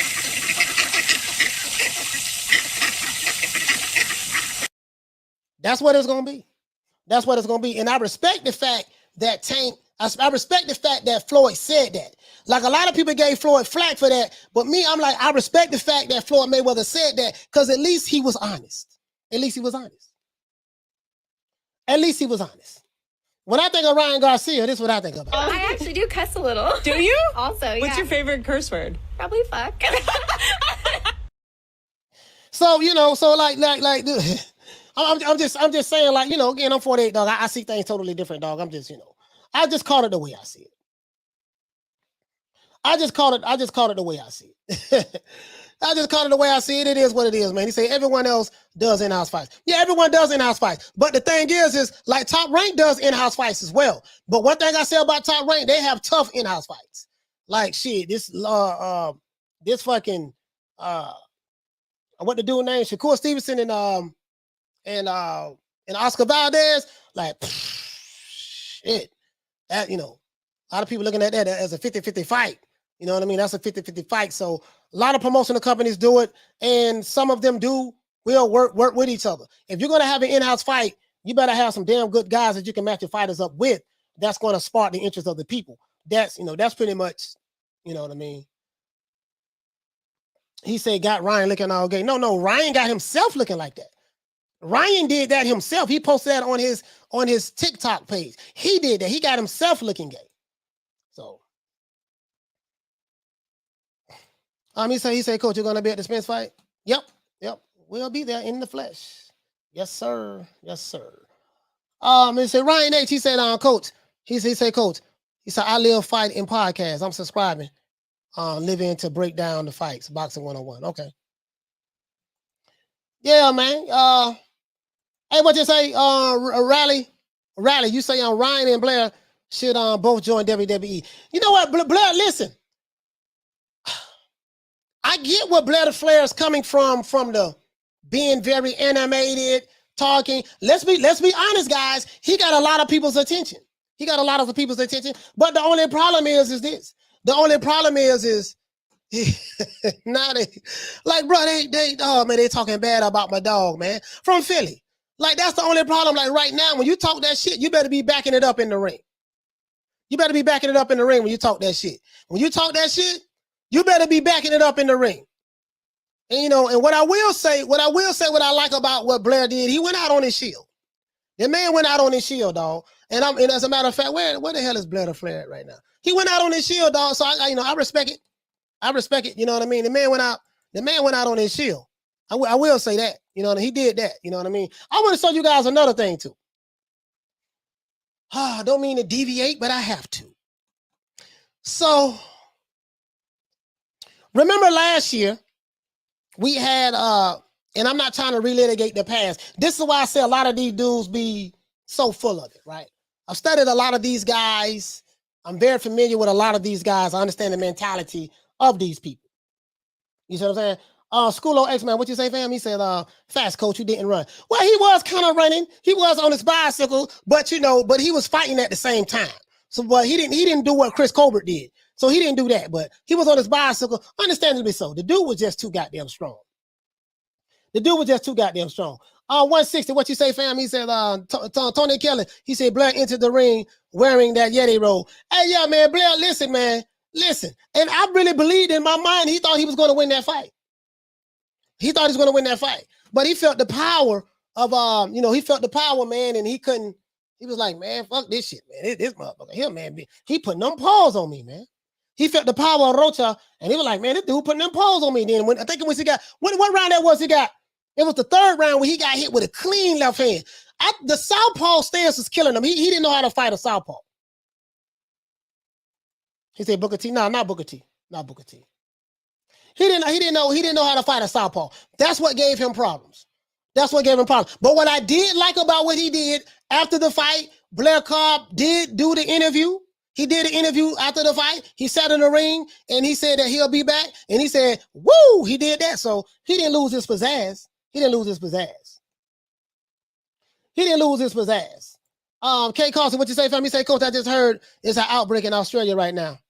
Cam fight might be shut down. Man, bro, that Cam, bro, I don't know what the hell going on with Cam and Lou DiBella, and we gonna fight Lomachenko. We can't fight him here at war. Now we trying to bring him back so we can fight. I'm like, man, this is crazy. The man is over there in Ukraine doing what he's doing, fighting for his country, I guess. I seriously doubt him. Usyk is on the front line. They probably took those pictures as a photo op, more than likely. So I doubt they're on the front line, but that's neither here nor there. But if that's what's going on with his country, why are you guys trying to talk a man from leaving a serious situation with his country to come back to do a fight with you? That shit don't make no sense to me. It doesn't make any sense for me. You know what I mean? It doesn't make any sense for me. What you say, fam? He says, Raw Dog, he said, Blair takes a terrific beating. Hey, listen, man, that shit right. Bro, when he got dropped that first time, and the fact that he got up and he kept fighting. So the dude got heart, bro. He got heart, bro. He got heart. He said, Junkyard Dog and Bad News Brown. Yeah, Bad News Brown's from Chicago. He got heart, bro. He got heart. And I can't take that away from him. He got heart, bro. He talk a lot of shit. He just don't have the skill set. To back it up, but he got heart. Blair has heart. And when you say what you want to say about him, but he got heart. R.I.P. Kimbo Slice. Yes, sir. Blair Cobb got heart, man. He really does. You know what I mean? So I respect that. He says, Thomas Jackson, he say, Florida's guaranteed to make you rich. Let's be real. Money then, later. He say, money then, later testing. No, he say, he's guaranteed to make you rich. Name, give me more than one fighter that he guaranteed to make rich. What you mean, from a fighting standpoint? Or you mean from, like, clarify what you mean. You mean from a fighting Floyd standpoint, or do you mean from a promoter standpoint? Make that clear. I don't want to assume anything. E-Money said, he says, I give him that. And sometimes they lost. That makes you better. I feel he has the skills, but he likes power. Yeah, he likes power. And you know what, E-Money, he's a C-class fighter. Blair Cobb is a C-class fighter. Let's be real. He's a C-class fighter, and he shouldn't be fighting no more. He shouldn't be fighting just C-class competition. He should be fighting just C-class competition. That's what he should be doing. He should be fighting just C-class competition, that's all. He shouldn't be fighting nothing higher than C-class. Just keep talking shit. He's a sideshow. He's 32 years old, I think, 32 or 33, I'm not sure. And, you know, he's a sideshow at this point. You know what I mean? But he's serious about boxing.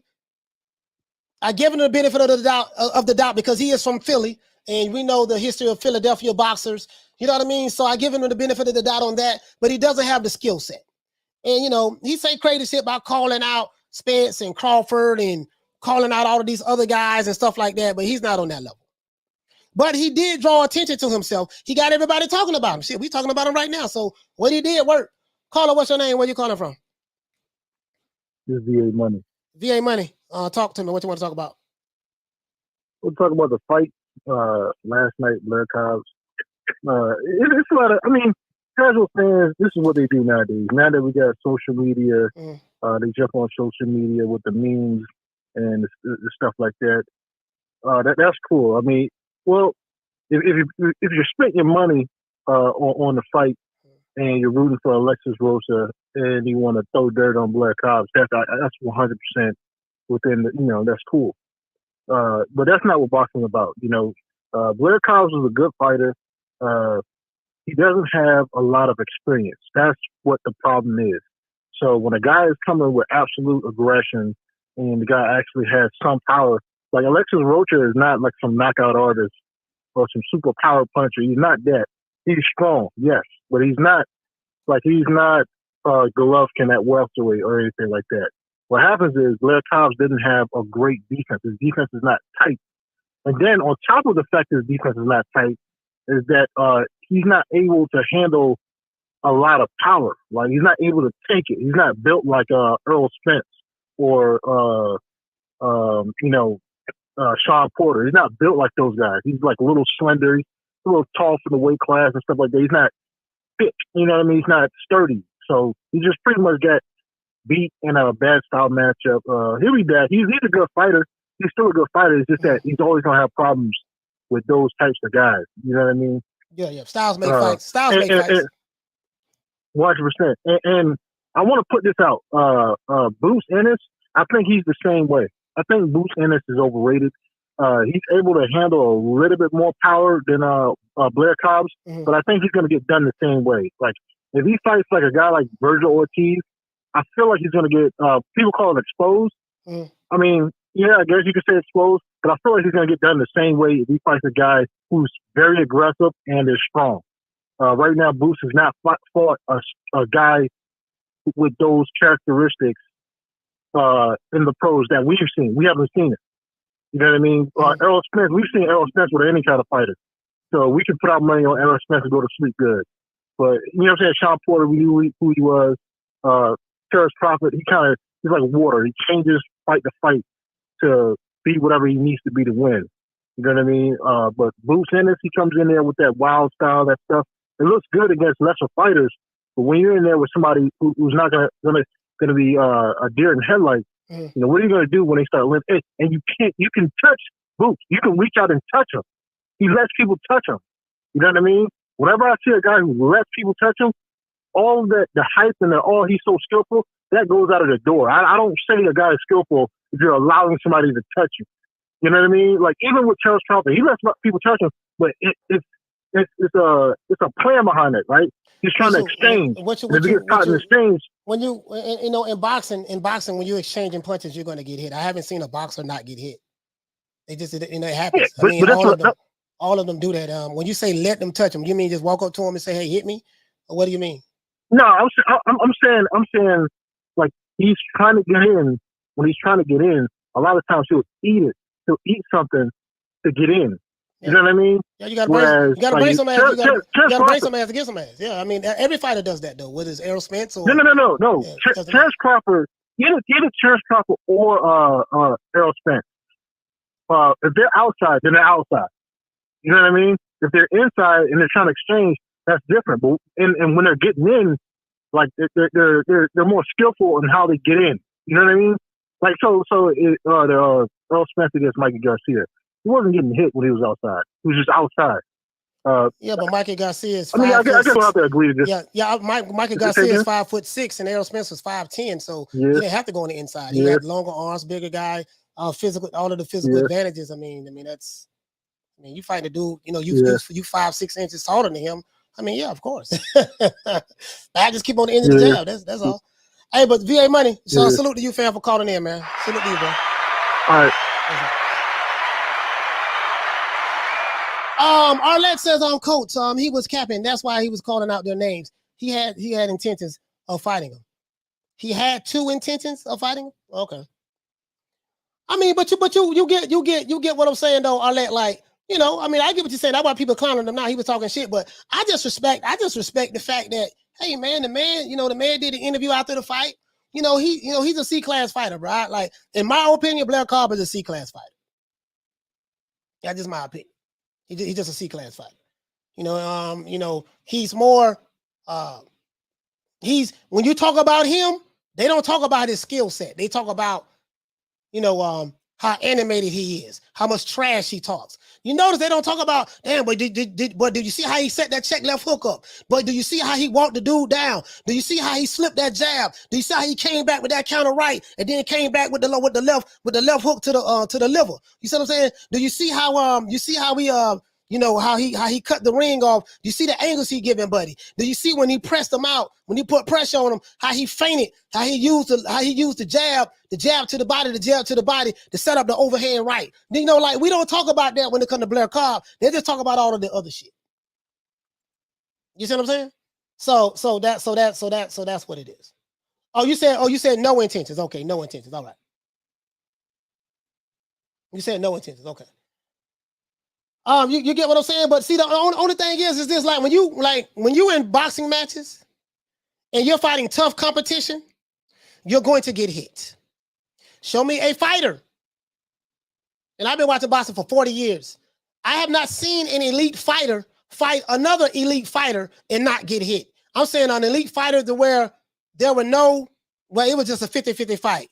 The measurements, everything panned out. Like shit, Hagler had to go through hell in order to beat John Mugabe. He was getting hit. That's what boxing is all about. Fighters hit each other. Like that's what it is. Fighters hit each other. Period. You're gonna get punched in the face. Period. You gotta bring some ass to get some ass. You got to go through hell in order to get to heaven. That's what it is.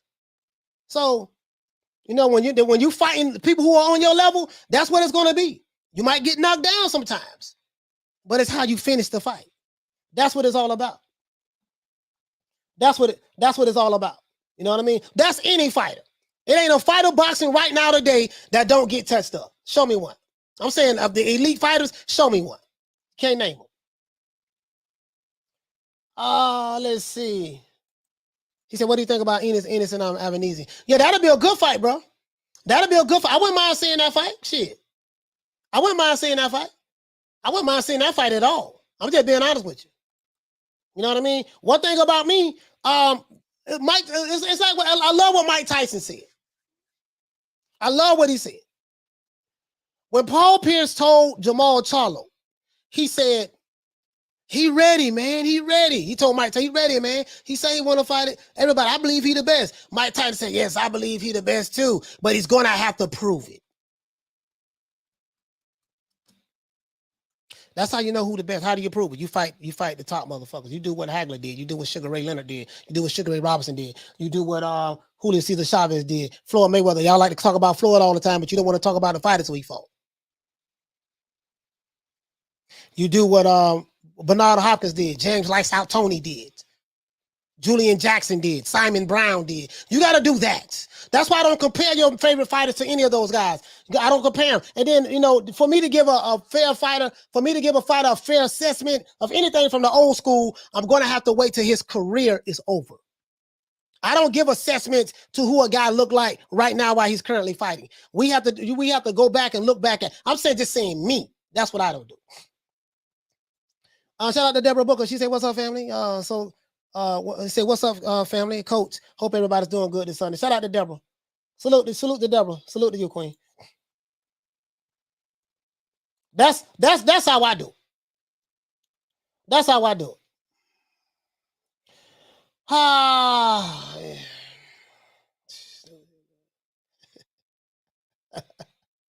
This troll wants some attention now. He said, exactly, Coach. He said you can't say you're the best and choose not to demonstrate it in the ring. Exactly. You can't do that. You can't do that.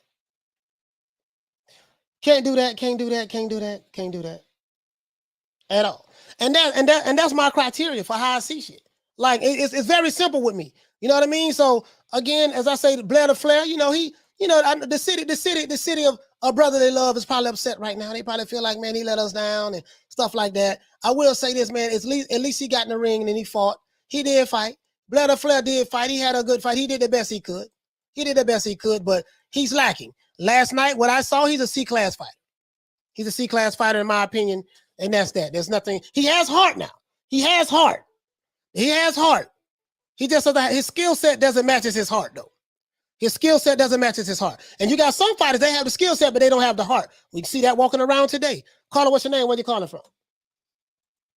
Hey, what's going on with you, Coach Malachi? This is P. Johnson from Charlotte. P. Johnson, talk to me, my brother. What you want to talk about, fam? Hey, what's going on? Hey, so in regards to Charlo. Yes, sir. So when I was listening to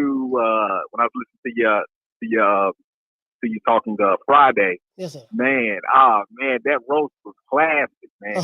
Hey, if Jamal ass don't listen to that rerun and damn get motivated to damn want to kick some ass, man, I don't know what's gonna say, dog. Man, you know what I mean? Bro. Like Mike Tyson was trying to motivate him, the same way you cooking his ass trying to motivate him too. It's not like we damn don't like him. It's like, nigga, like you got the fucking talent and the ability of a killer. But you got to be a killer first. You got to be a killer. Like when Bernard Hopkins even stated that he believed out of all of the fighters besides fucking heavyweight, like nobody's really a threat to Canelo except Jamal Charlo. Now, you gotta take that into consideration for Bernard Hopkins, who is a motherfucking killer, to actually say someone has the potential to beat Canelo like that. But you got to get on that grind, man, to get in these fights and get active. I want to ask. I want to ask you the question. I would love to ask Bernard Hopkins and them is when they say, "Oh, this is." I'm watching Errol Spence. They showing Errol Spence clowning. Like they clowning this dude on Twitter, man. They roasting the Blair Cobb on Twitter, and the shit is funny. I'm not gonna lie. And he got that because he asked for it. He's running his mouth. But I think when people say this is the only guy, like Jamal Charlo is the only one that can give Canelo a run, what are you basing that on? Like that's the question I have. So let's say a person may say, what is it based on? Yeah, like what are they basing that on? Well, he passed the eye test. Okay, what did he pass? Like, give me some tangibles. Like, what do you see that make you say that he's gonna? Outside of the obvious, he's bigger than Canelo. Canelo's only 5'7.5". Jamal Charlo is about 6 feet tall. So he's bigger. He has a bigger frame than Canelo, taller, longer arm reach. So I'm like, what is that based on? Like when they say that? That's what I'm trying to figure out. Well, like for me, like when it comes to his boxing ability, like along with his size, he has a really good jab. Like there was a fight, I believe it was maybe like 2 or 3 fights before the Austin Trout fight, maybe. He had a fight where he had knocked someone out, and I never, like, Coach, like, I be talking shit about Charlo too, but like when I saw this fight, I can't think of which fight it was, but it was a fight that went by stop. He had knocked someone out with a jab. I never seen nobody knock somebody out with a jab like that. You say Jamal Charlo or Jamal Charlo? Jamal. Okay. You talking about when he was at junior middleweight? Yes, sir. Okay, yeah. Yes, See, sir. see, this is he knocked somebody out with the jab. see, this is the thing. And also, Go ahead. okay. Yeah, and also like with this fight that he had against Austin Trout, and the other guy who ended up becoming a unified champion at light middleweight. I think it's is it Williams? He from Philly. He had beat. He had knocked him out. To my J-Rock? And yeah, J-Rock. Yeah, like he had beat J-Rock. Like during that time, like when he had those fights, that was the time for him to like really build, you know, because he showed a lot of his potential right there. You know what I mean? Then that's when he moved up to middleweight, and you know he started taking these damn fights looking like a whole damn duck in the damn pond and shit. You know, but like he was supposed to kind of build off of that momentum, and you know, just really test himself. Like he got the tools and everything, but like I say, he reminded me of like a bully that just won a damn fight when he know the odds is in his favor. That's cherry picking. See, right now, you know, you're picking from the finest of the cherries, and see what it is. See, the thing is with Jamal, this is Jamal Charlo's problem, in my opinion. Hold on, I'm finna show you right now. I'm finna hey, thank you for calling in. Hey, Pete Johnson, thank you for calling in, my brother. Salute to you, fam. Salute to Pete Johnson. Yes, okay, sir. no doubt. Yes, sir. Yeah, well, Pete Johnson. When we talk about Jamal Charlo, you see how you brought up what he did at the junior middleweight division. That's the only thing they talk about. They talk about when he fought J-Rock. Shout out to Ringside for dropping that quarter of a bam dub on your boy. Hey, Leroy. Super chat received. Playtime's over, boy. My brother say salute, coach. He say shout out my son, little Ringside. Little Ringside. I said little right side. Sorry about that. I said Ringside, right side. Shout out the right side. Sorry about that, fam. For dropping that quarter of a dub on your boy. He say shout out to my son, little right side. Little right side. Salute the little right side. Let's get a little right side one round of applause.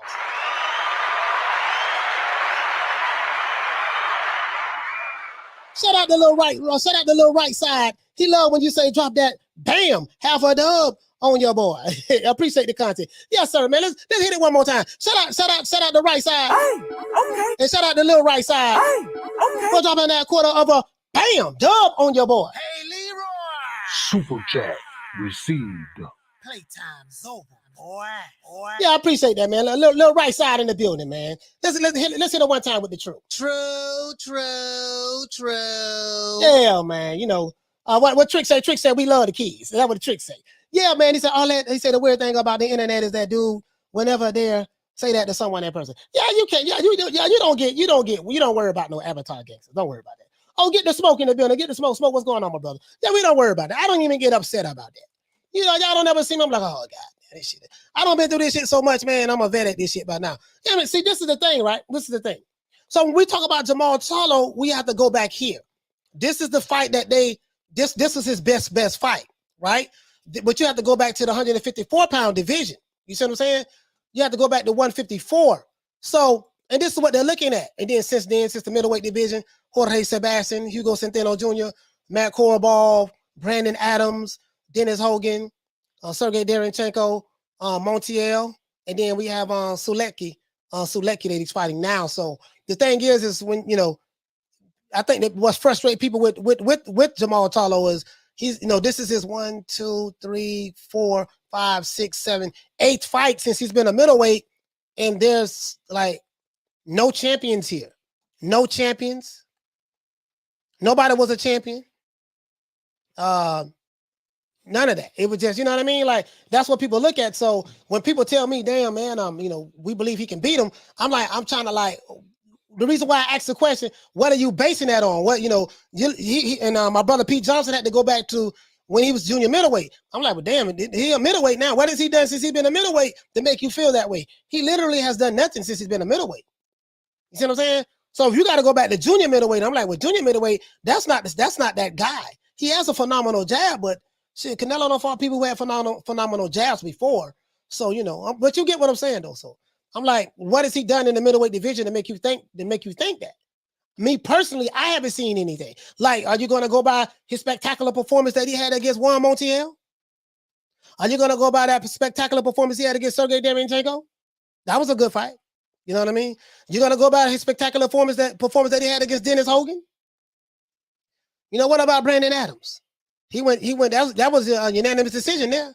What about when he fought Matt Corbo? Some people, so like since he's been in the middleweight division, like I can't tell you, I can't point to one fight that he's had in the middleweight division, you know, where I can say, well, God damn, boy, but it's the one because that's going to show me. I'm just saying, for me, I don't see it. For me, I don't see it. You know what I mean? Reese back, he said, first time I saw Cobb, I liked him and his Ric Flair persona. But I also saw a day when he run into an opponent that would expose him badly. Yeah. Yeah, you get what I'm saying? And this is the thing too, hold on. You know, a lot of people saying that, hey man, you know, Canelo was ducking this guy. And it's like Jamal Charlo even said that Canelo is not ducking him. He said that. Like, I got the receipts where he said, man, Canelo not like recently. Canelo not ducking me. I don't know where people get that from. He's not ducking me. Even Jamal Charlo was saying Canelo not ducking him. That's what Jamal Charlo was saying. And Jamal Charlo seems like he's more of a fan of Canelo. Like it's like it's too much for, you know, it seems like he's more of a fan of Canelo Alvarez. That's what I'm saying. I'm like, man, this nigga, is he on some fan type shit? That's what it seemed like to me. And Mike Tyson was telling him, man, you got to go curse him out, talk about his mother, do this, do that, get that fight. I don't give a damn what you got to do. Like kind of like how Roberto Duran used to do. And you know, but clearly, you know, Jamal Charlo is not Roberto Duran. You can't expect him to do what Roberto Duran would do. You can't hold him to those. You can't hold him to that standard. Do what Roberto Duran will do. We can't hold him to that standard. I'm fixing to show you guys something. We can't hold him to that standard. Hold on. I'm gonna tell you why you can't hold him to that standard. Hold on. This you cannot hold that brother to this standard. I'm gonna show you why. That's the only thing that I would have. You know, I understand where Mike was coming from, but you can't hold him to that standard because Jamal Charlo doesn't have the heart of that Roberto Duran has. Please call these people out. Listen, the whole world's looking at you. Call these people out. What's up? It's the Jamal the Hitman Charlo. Let's get it. Who won it? Hold on. Please call. Hold on. I'm finna go back. Mike Tyson was very disappointed. I want you guys to hear this. I want you to hear this. You turn it up a little bit. Just a little bit. I want you to hear this now. I want you to hear this. I'm not scared. Listen, the whole world's looking at you. Call these people out. What's up? It's the Jamal the Hitman Charlo. Let's get it. Hold on, let me go back. This shit was hilarious. Mike say the names, man. Say the names. This shit was hilarious. Here we go. 1, 2, 3. Please call these people out. Listen, the whole world's looking at you. Call these people out. What's up? It's the Jamal the Hitman Charlo. Let's get it. Who won it? Name them names, man. They know who they is. Name the names, please. The names need to be named. They know who they is. The Mexican monster. Boy, that shit was hilarious. Mike went over that shit. He said, "What up?" He said, "This Jamal the Hitman Charlo. Who won it?" Bruh.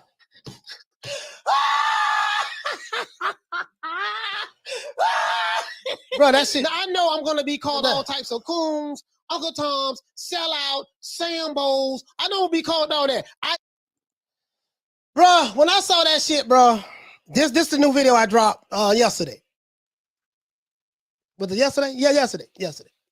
When I saw that shit, bro, Mike was upset. He said, man, say the names, man. Say the names. The first thing you're going to have to do, bro, you're going to have the heart. And I just don't see that with Jamal Charlo. If it was Jamal Charlo doing that interview would have ended up totally different. But you got to have the heart, bro, the passion, the conviction. And did you see how friendly he was looking? He was listen, body language is everything. Did you see how friendly he was looking? He wasn't looking like Clubber Lang. He wasn't looking like this. Get out my face. Don't need nothing you got no more. Don't need no hair been messing up my corner. And you better get that bad look off your face before I knock it off. He didn't have that passion, that vigor. It wasn't like, man, come on, say who you want to fight? Man, I want to fight Canelo. I want to get Cinnamon in the goddamn ring, knock his ass out. You see what I'm saying? I don't give a damn what I got to do. I want to beat his ass. I'm gonna move up to 168. I'm gonna beat David Benavidez. He's slow. He flat-footed. I'm gonna send his ass back to Phoenix, Arizona. You know what I mean? Caleb Plant, white boy, color me bad. I'm gonna send his ass back to Ashland, Tennessee. Like I ain't even playing with it, boy. This big Charlo. This Lions only big Charlo. I didn't hear that. It was, what up? This Jamal the Hitman Charlo. You know what it is. Y'all know what it is. Get at me. This is the guy who Bernard Hopkins and all you guys say that is gonna beat Canelo. Woo! Okay, all right. Okay, listen, it ain't nothing wrong with that. Nothing wrong with that at all. Nothing wrong with that at all. Nothing wrong with that if you feel that way. This video here is taking off. This video here video here is taking off. That's all I'm saying. Just say the names. Say the names. Say the mic. Say the names. Say the names. Say the names. Say the names. Let's see. Let's go. Listen. The man wouldn't say the names, bro. He wouldn't say it.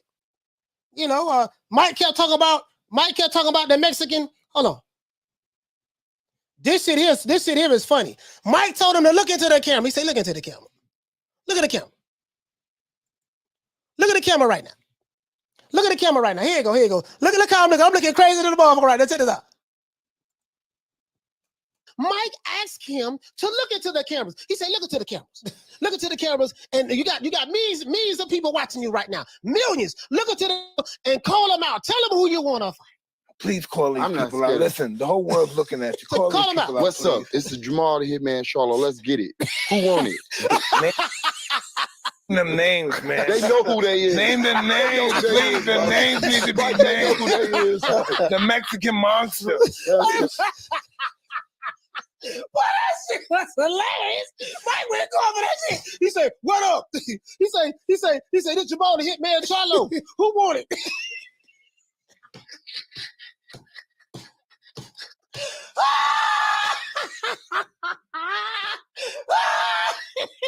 Now, Big Charlo said David Benavidez. Oh man, listen, man. This another thing I had, right? This another thing about the interview that pissed me off.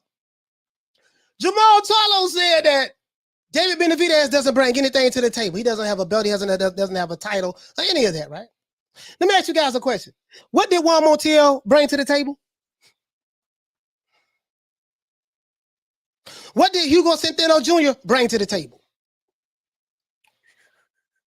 What did Brandon Adams bring to the table? What the other guy name is? Brandon Adams, what the other guy name is? Hold on. Let me pull it up and see. What did Dennis Hogan bring to the table? What is Macy Sulecki bringing to the table? It's a good question, right? Good question. What is he bringing to the table?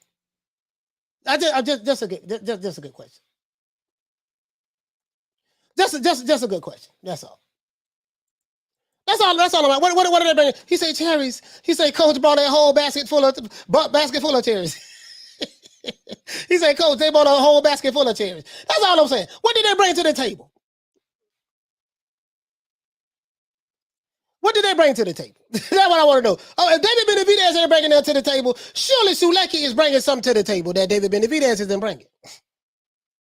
And another thing, okay, you say David Benavidez ain't bringing that to the table. He doesn't have a belt. Okay, if you move up to 168 and fight Canelo Alvarez, you do realize, sir, that you're bringing nothing to the table. You don't have a belt. You do realize that, right? If you was to move up to 168 and fight Canelo, you do realize that you don't have a belt at 168 and that you're bringing nothing to the table. The same thing that you're saying that David Benavidez doesn't bring for you. As a matter of fact, David Benavidez do bring something to the table. Guess what David Benavidez brings to the table?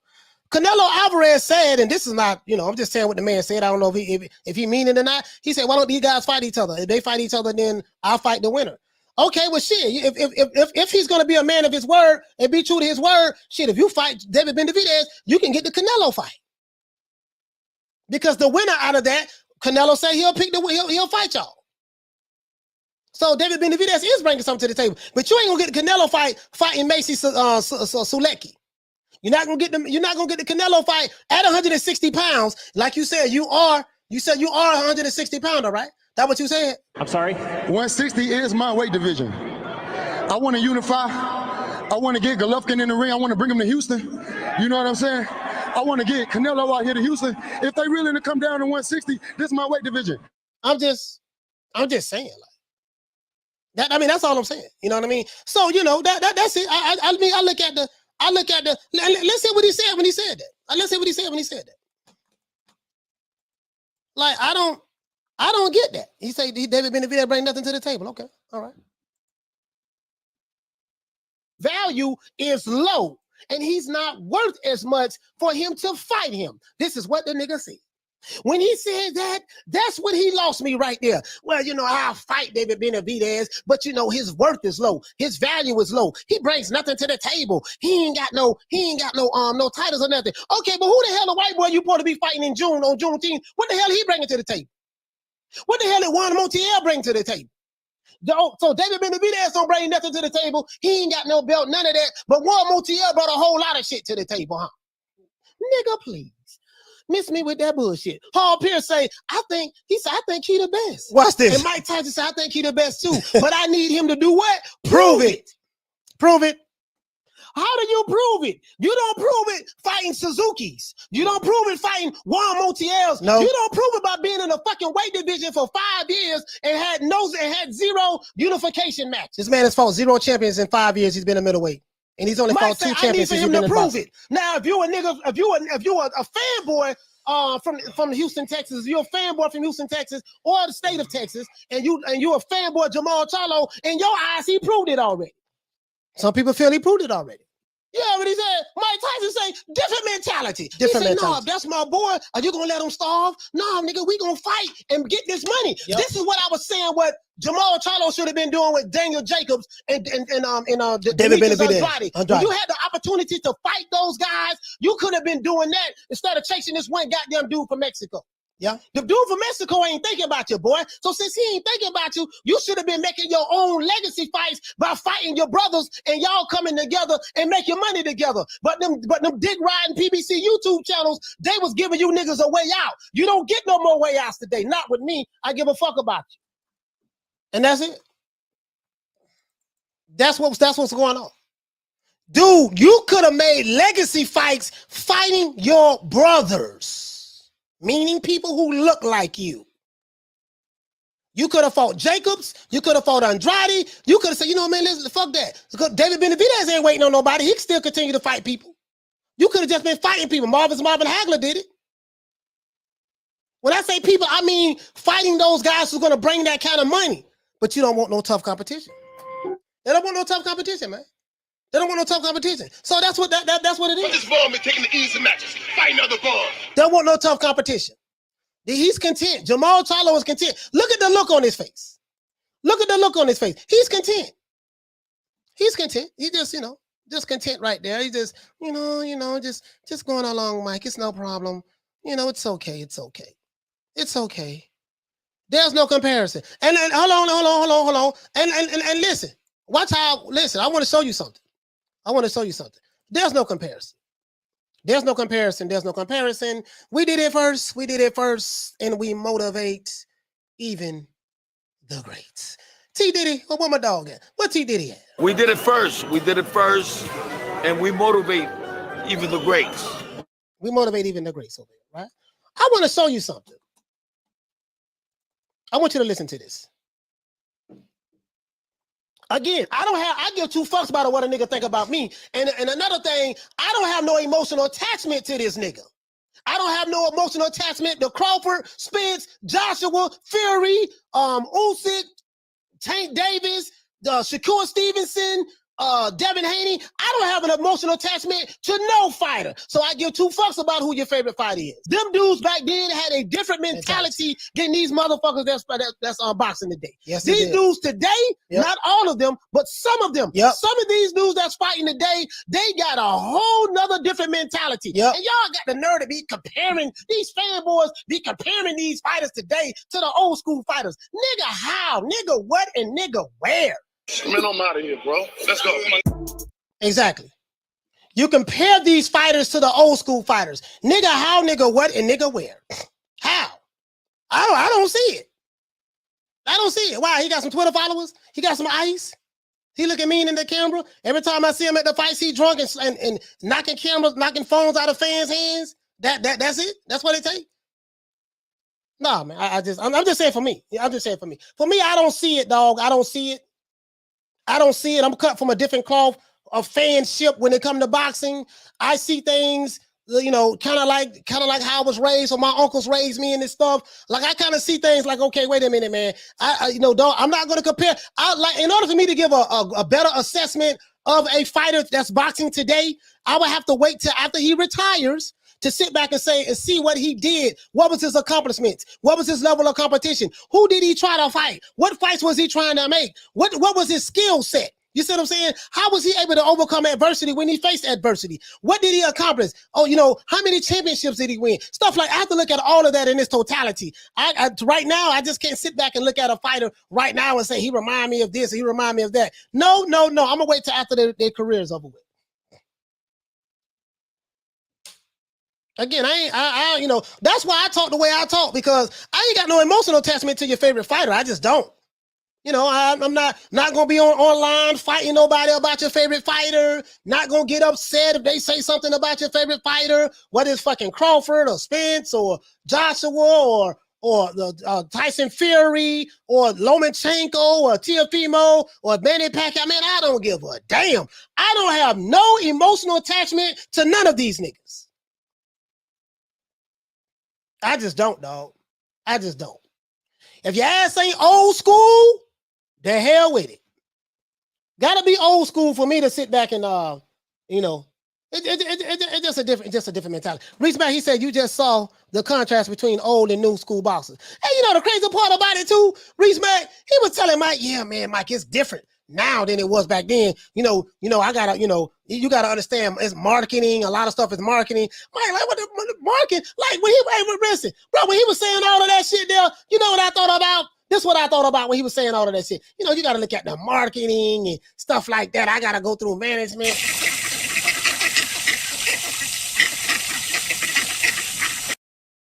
Like when I was, I'll fight David Benavidez, but he don't bring nothing to the table. Mel said that the dude, David Benavidez is too big. This nigga's scared. That's what I was thinking about.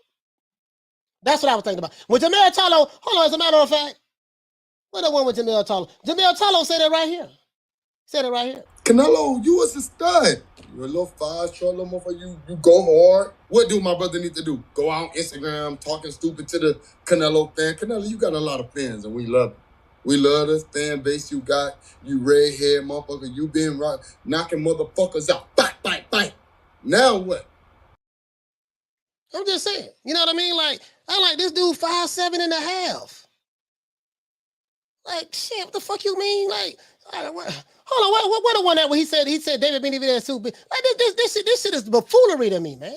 This shit is buffoonery. Now do you retire or do you take one of the toughest fights of your career against a young black African American stud who's been working his ass off since he was 8 years old? Do my brother put it out on the line then? So if not, then come see me. I want some smoke. I want it all, baby. Jamal want the smoke, is that what he say? He want all the smoke. Jamal is kind of different. He's kind of different. Just cut from a different cloth. Mike talking to him like, what the fuck is this nigga talking? But like, Mike say, as soon as he said, hold on, look at the reaction. As soon as he said, Mike was disappointed, dog. But I saw disappointment. I saw disappointment right here. Man. Hey, listen. I don't know about you, but this is what I saw. I'm looking at body language, dog. I saw disappointment. Mike was disappointed in him. Like this is the guy y'all said that's the lion. He's supposed to be the baddest dude in Houston. This is the guy y'all telling me about. This guy, the baddest guy on the planet. This guy right here. Hold on, this is the guy y'all were telling me about. Mike say, look at the camera. Look at the camera. Here you go. Please call these people out. Listen, the whole world's looking at you. Call them out. What's up? It's the Jamal the Hitman Charlo. Let's get it. Who won it? Name them names, man. They know who they is. Name the names, please. The names need to be named. They know who they is. The Mexican monster. Man, listen, man. Bro, listen. Mike knew right then, man, this nigga here shaking like booty meat. You just sit here, you don't know what I'm talking about? Mike knew right then what time it was. And you see the smile that was on his face? He said he was smiling when he said it. Like, you're gonna have to explain to me how a guy that's 5'7" and a fucking half go to a bigger weight division, clean out the division. You say, well, those guys were weak competition then. Okay, it don't matter. He did it. The other fighters in that division didn't do it.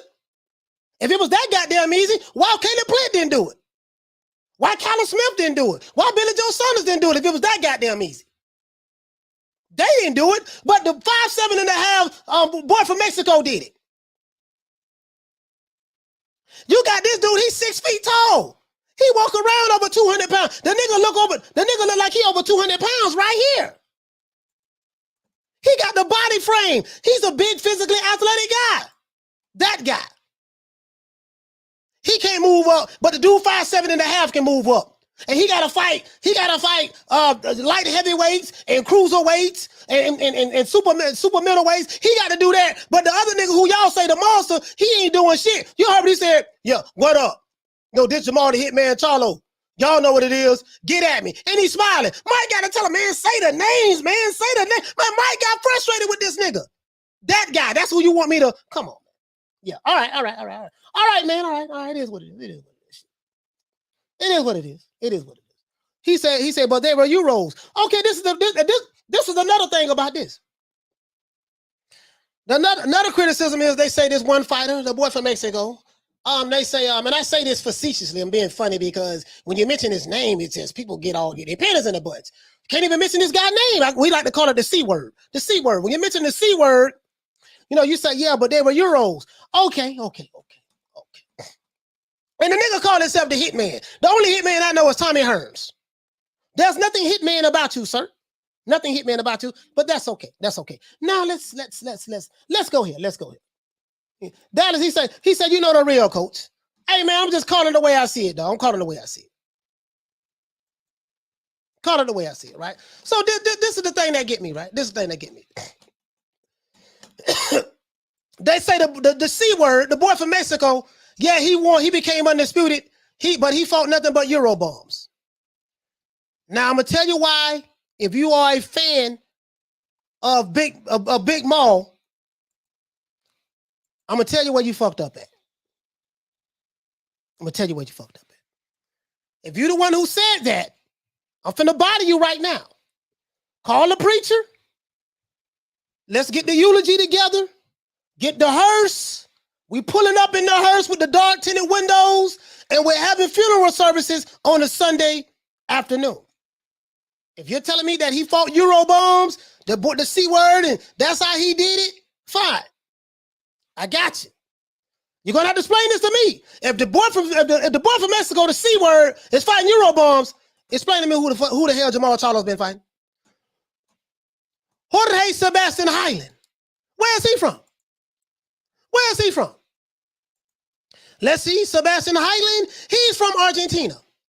So this brother here is from Europe. Argentina is, I think that's a European country. So he's fought this guy. He's fought this guy over here, right? Latin America. Let's go over here. Let's set that down. Okay, let's go over here. Hugo Centeno Jr. Okay, Hugo Centeno Jr. is not a Euro bomb. I think Hugo Centeno Jr. Where's Hugo Centeno Jr. from? 6'1", and I had 6'1". He's from California. Hugo Centeno Jr. is from California. Okay, all right. He fought Big Maul. All right. Let's continue. Let's see. Matt Korobov. I'm pretty sure he's not from Europe. This ain't no Eurobomb. Let's see. Okay, let's see. Where's he from? He's from. Now, when I say Eurobomb, I'm being very facetious, guys. I'm not disrespecting fighters from Europe. This is a joke. I'm being facetious because I'm trying to prove a damn point for what these guys be saying. If they did not have a double standard, they wouldn't have a standard at all. Let's go back over here, though. Let's go back over here. Let's see. He's 5'11". He's a southpaw from Russia. He's from Russia. Okay, Matt Korobov is from Russia. Okay. Let's see. Brandon Adams, our good brother Brandon Adams. Brandon Adams, he's from I think he moved up in weight to fight Jamal Charlo too. 5'9.5". So he's a small fighter, 5'9.5", 70-inch arm reach. Okay, from Whitaker, California. So he fought one brother. He fought that brother right there. They say the brother from Mexico don't fight the brothers. So he fought one brother right here. Jamal Charlo fought one brother. Let's see. Dennis Hogan. I know this ain't no Eurobomb. Let's see. He's from Ireland. 5'8". This dude 5'8". He's real smaller than Jamal Charlo, and he's got a 68.5-inch arm reach. Okay, so I want to do that count as a Eurobomb. Let's continue. Sergey Derevyanchenko. Sergey Derevyanchenko is 13-4. He's lost all of his step-up fights. Let's see. He's 36 years old now. He's 5'9". Jamal Charlo fought him with a 67.5-inch arm reach. I think Jamal Charlo has a 64-inch arm reach. Okay, so all right there. All right, I think that's considered a Eurobomb as well. All right, let's go to one. Let's go to one. Marcius Montiel. Let's see. I think he's from Mexico, right? Let's see. He's 27 years old, 6'1". Orthodox. He's from Mexico. 64-inch arm reach. Okay, that was a he fought Montiel right there. I don't think no one knew who he was, but that's okay. And let's see. Now he's fighting. Let's see. He's fighting this killer from where is he from? Poland. He's fighting this killer from Poland. Yeah, he's from Warsaw, Poland. 68-inch arm reach, 6'1", so he has very short arms. He's fighting a killer from Poland. So if the boy from Mexico is fighting Eurobombs, where in the hell has Jamal Charlo been fighting?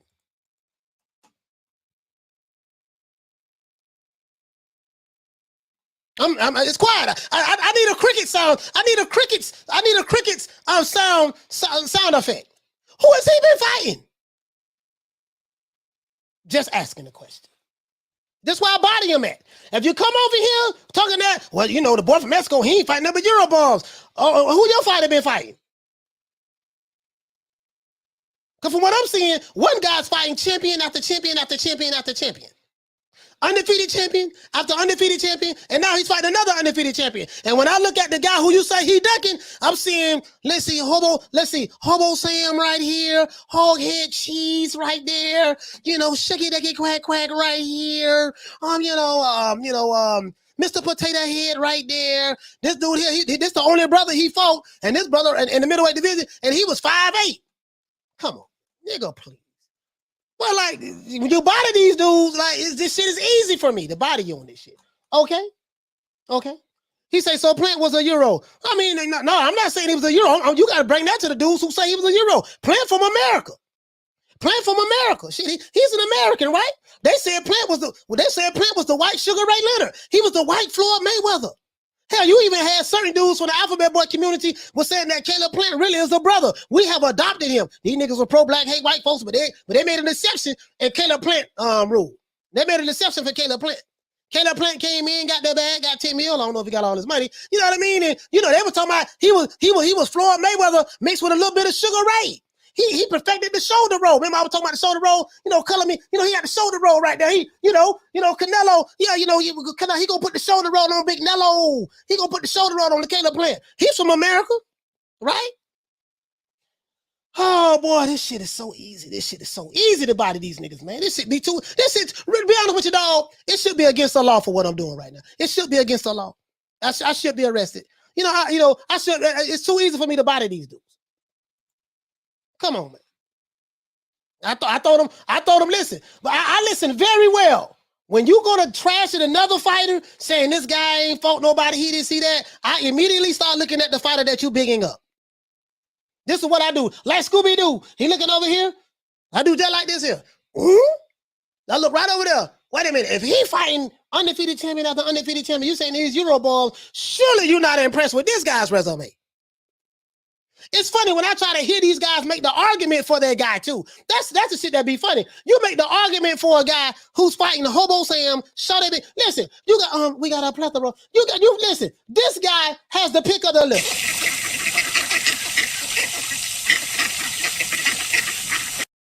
All the ducks come in together, congregating, quacking, doing what they do. You know what I mean? And then it makes me laugh when I hear these guys try to defend this shit. You try to tear down one fighter to big up your fighter, only to realize that your fighter has been fighting bums, cherry picking, and sucking ducky quacks and fighting ducks. And then they leave. Then when they can't win their argument with me, immediately they go to the name calling. You're a coon. You're Uncle Tom. You're a sellout. I'm going to pull up when I see you. You said you're going to pull up when you see me, but you ain't going to pull up on the phone number. 530-494-9636. This shit too easy. This shit too easy for me. Caller, what's your name? Where you calling from? Caller hung up. The caller hung up. Caller called back. He hung up. He hung up. The caller hung up. When I try to get these dudes to, when I sit back and say shit like, listen, man, you know what, man, the brothers need to come together. Mike Tyson said it in the thing. He said, listen, man, listen, we friends. If we're a friend, we should fight each other. Mike Tyson told him, he said it'd be dope if Errol Spence was to move up to 154 if he ain't gonna fight Crawford, move up to 154 and fight Jamal Charlo. He said, that'll be a big mega fight. That'll be a big money fight. Maul said, no, man, they friends. He said, what the fuck that mean? He said, so what, we friends? He said, if you my friend, we should be able to come together and get this money together. We just saw two friends fight each other last year. Terence Crawford and Sean Porter. They friends. They real good friends. Been friends since the amateurs. Guess what they did? They came together and made $10 million. Crawford got $6 million. Sean Porter got $4 million. Both of them got their career high paydays fighting each other. Sean Porter and Terence Crawford got a different mentality than Jamal Charlo. Different mentality, apparently. Friends fight each other. Friends fight each other. Especially if they, yeah, man, let's get this money together, man. We might well get this money together. Caller, what's your name? Where you calling from? This is Smoke, man. Calling you from Oakland. Smoke, what the lick read, brothers? Talk to me, fam. What's happening? So yeah, good show. You got me crying, laughing. I just want to know, like, when did Mike Tyson become like the standard for how people should behave? Like, that dude said the worst shit. He did and said like way too much when he was champion. Like, the stuff that he was quoted as saying, you can't even repeat that stuff. That's right. Like, I don't know.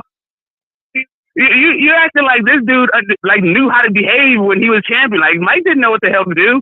Like, you had guys like Evander Holyfield that they were low key, they weren't like over the top and all this stuff. Like, you gotta let guys be guys. Like, not everybody's gonna be Mike Tyson, and not everybody should be Mike Tyson. Mike Tyson was his own worst enemy at times, his mouth and his behavior. Like, anyway, that but all that being said, yeah, like if what I feel like. For years now, I feel like I've been watching Charlo as a guy who's trying to babysit a belt to the Hall of Fame, right? So, like, if you don't like it, if you don't appreciate something like that, then I can understand why you wouldn't want to do that, right?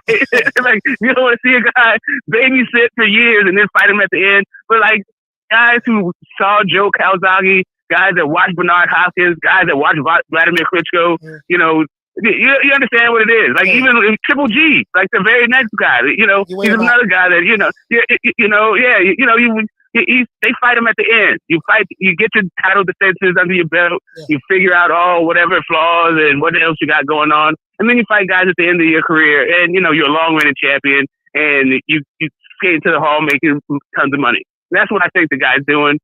Well, that's just my 2 cents on it. Yeah, but you're right about that as it relates to Mike Tyson's attitude, and when he was boxing, he was not the perfect example. You're right about that. He said all kind of crazy shit.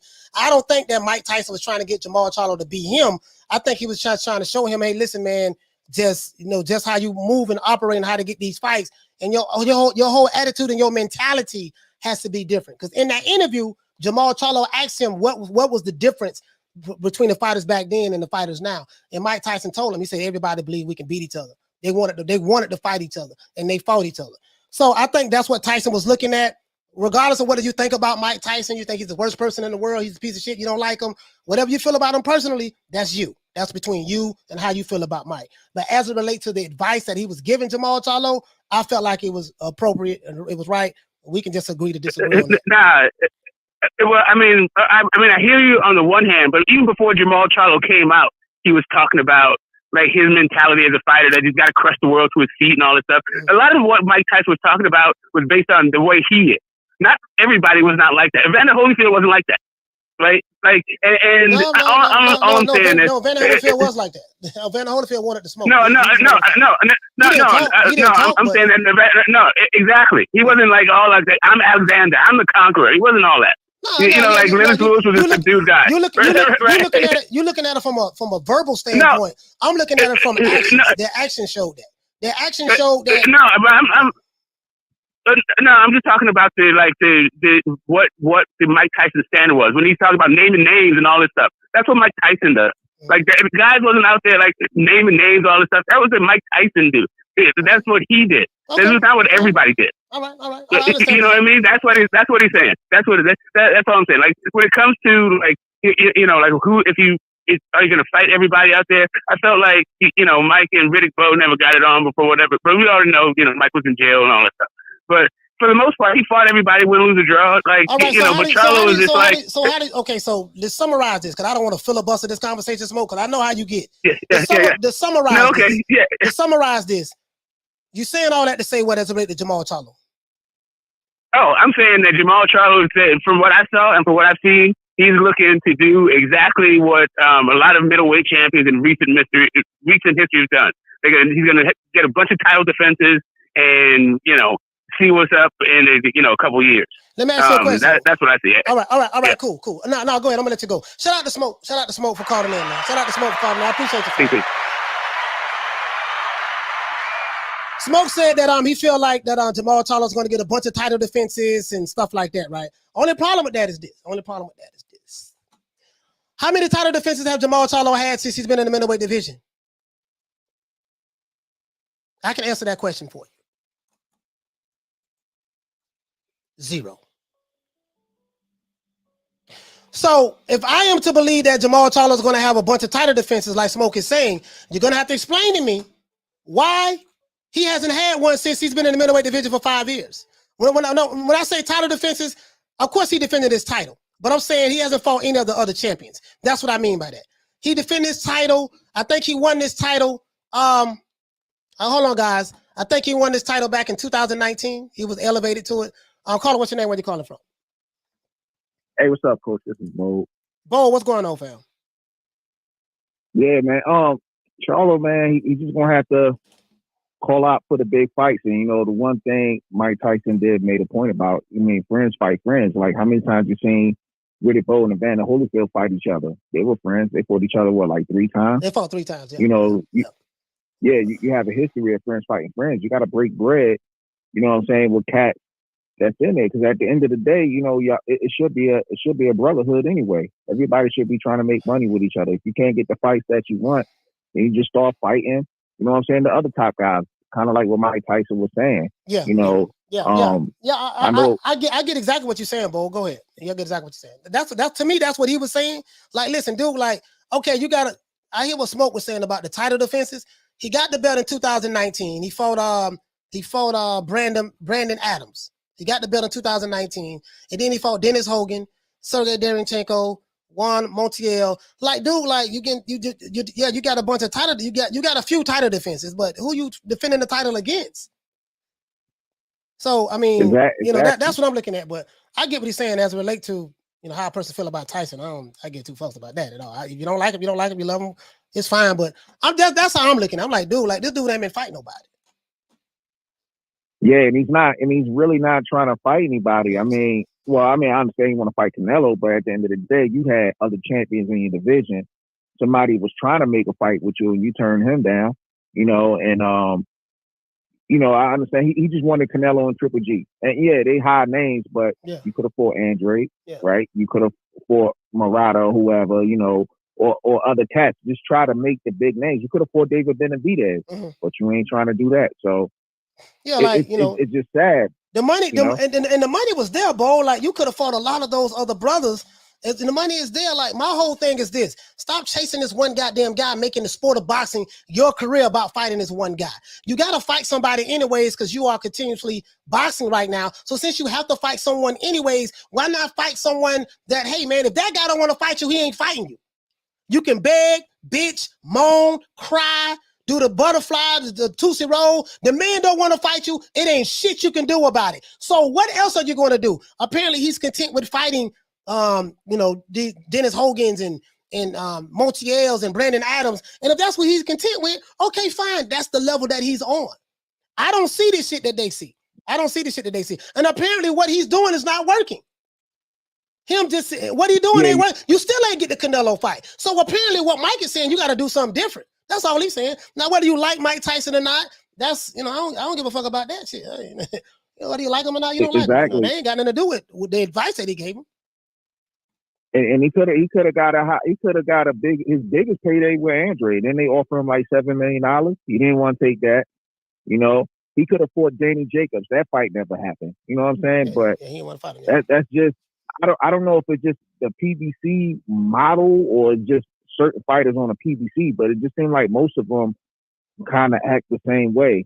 But that's my call, coach. Yo, Bo, you know what? That's their model. No, that's the PBC model. Yeah, that's their model. Like pretty much, that's their model. If you look at the fighters, if you look at their top fighters who they've been fighting, that's pretty much how they do it. Now we did get some good fights and stuff like that, but I mean that's just pretty much their model, and it is what it is. I'm not knocking it, but what I'm saying is when you're trying to get the eye of someone that's the face of boxing, he's only 5'7.5" fucking tall. He's only 5'7.5", and if he's got to move up to fight these bigger guys, and you bigger than him, how the smaller guy is fighting the bigger guys, but the bigger guy is fighting no names and fighting guys who smaller than him. But he say he's a fucking lion. I ain't trying to hear that shit, man. Shout out to my brother Bo, man. Salute the Bo, man. Yeah, salute the Bo. All right, peace out. Yeah, I ain't trying to hear this. Yeah, I ain't trying to hear that. I ain't trying to hear that. Shout out to my main man Hawk, man. Shout out to my main man Hawk, man. Salute the Hawk. Hey, okay. For dropping that $2. Bam, super chat on your boy. Hey, Leroy. Cash out. Super chat received.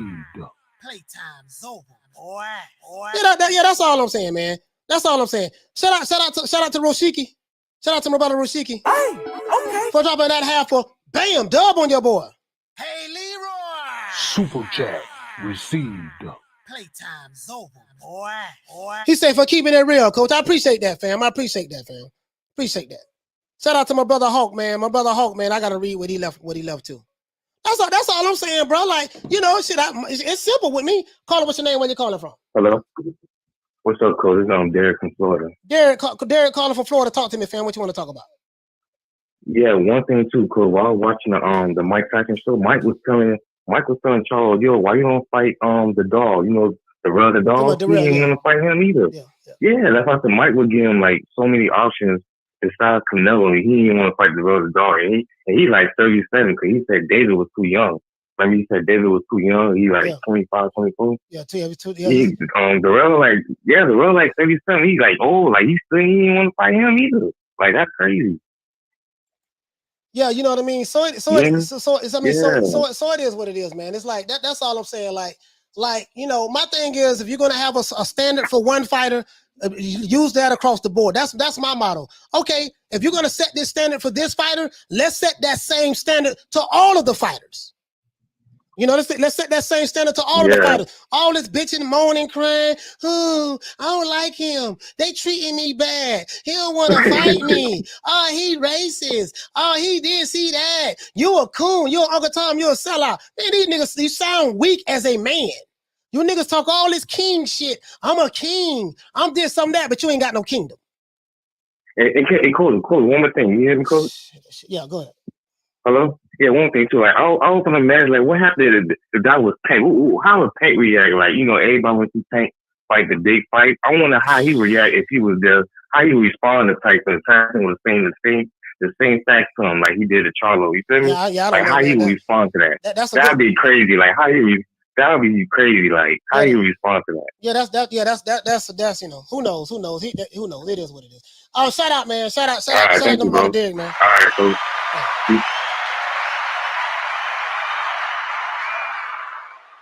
Yeah, man, I ain't going for it, bro. It ain't nothing no one can say that's gonna change my mind, and I ain't trying to change nobody else's mind. I call it the way I see it. Shit. Shout out to Don. Hey, okay. For dropping that $2. Bam, super chat on your boy. Playtime's over, boy. It is what it is, man. It is what it is. See, some people are perpetual complainers. Some people they suffer from what they call Stockholm syndrome. They just like, it's just like some of these guys, they just love that shit. I ain't the one to be tongue wrestling with a nigga too long. Like, I'm gonna say what I gotta say. I come to the conclusion within 10 seconds. I said, you know what? There's nothing I'm gonna say to change this guy's mind. It ain't shit he gonna say to change my mind. I said, you know what? When I'm dealing with a guy who likes to argue, debate all the time, I say, listen, we just gonna agree to disagree and move on. All that filibustering, trying to talk me to death, that shit ain't gonna work with me. Dude, ain't shit you gonna say that's gonna change my mind. Whatever you believe, run with it, believe that. That's that. I ain't got time for that shit. That's how you shut that shit down. I shut that shit down real quick because I already know, like, my intelligence tell me that I already know, okay, yeah, I already know where this person going at with this. I could figure these motherfuckers out within 10 seconds. I already know where they going at with it. Okay, yeah, all right, yeah. Okay, we'll agree to disagree. Anything else you want to say? Okay, fine. All right, bam, holla. That's it. That's it. So it is what it is, man. You know what I mean? It is what it is. It is what it is. But hey, man, like I said before, man, there's other fights that can be made. Apparently, whatever they're doing, it's working for them. If this brother's not out fighting, defending himself, I'm not going to go out and fight and defend nobody. It's the same shit I feel with Devin Haney. Devin Haney has some good fights. He fought Jorge Linares and he fought Jojo Diaz. Great, that's beautiful. But what I'm not going to do is I'm not going to come on the internet and play victim. Oh, man, it's messed up. How Camboso's doing Devin Haney. The nigga ain't no victim. He's a multimillionaire. You go on his Instagram page. He got plenty of ice. He got Lambos with suicide doors living in mansions. He doing pretty good. If he not online crying, complaining, begging like you niggas is, what the fuck I'm going to beg for a nigga for? What I look like fighting for a guy who ain't going to fight for himself? Let them dudes work that shit out what they're going to work out in the background. Y'all just let me know who your next fight going to be. That's all I care about. All the other shit about the business, the politics, your baby mama, your cousin, Bay Pele, Shawty Big Nuts, All My Life, Poke Chop Willie, all the other shit. I ain't in all that. Nigga, I'm in the bottom line business. What's the bottom line, dog? Is you fighting somebody this weekend? Oh, you're not. When are you going to fight again? Okay, who you going to fight? I'm in the bottom line business. All the other shit, the semantics, y'all can have that shit. I ain't got the patience for it. I'm not a patient person. I am a very impatient person. I don't have the patience for it. I just don't. Caller, what's your name? Where you calling from? My name is Tariq Bear. I'm calling from Oklahoma City, Oklahoma. And you calling from a bad phone. I got Oklahoma, but I don't know your name. What's your name again?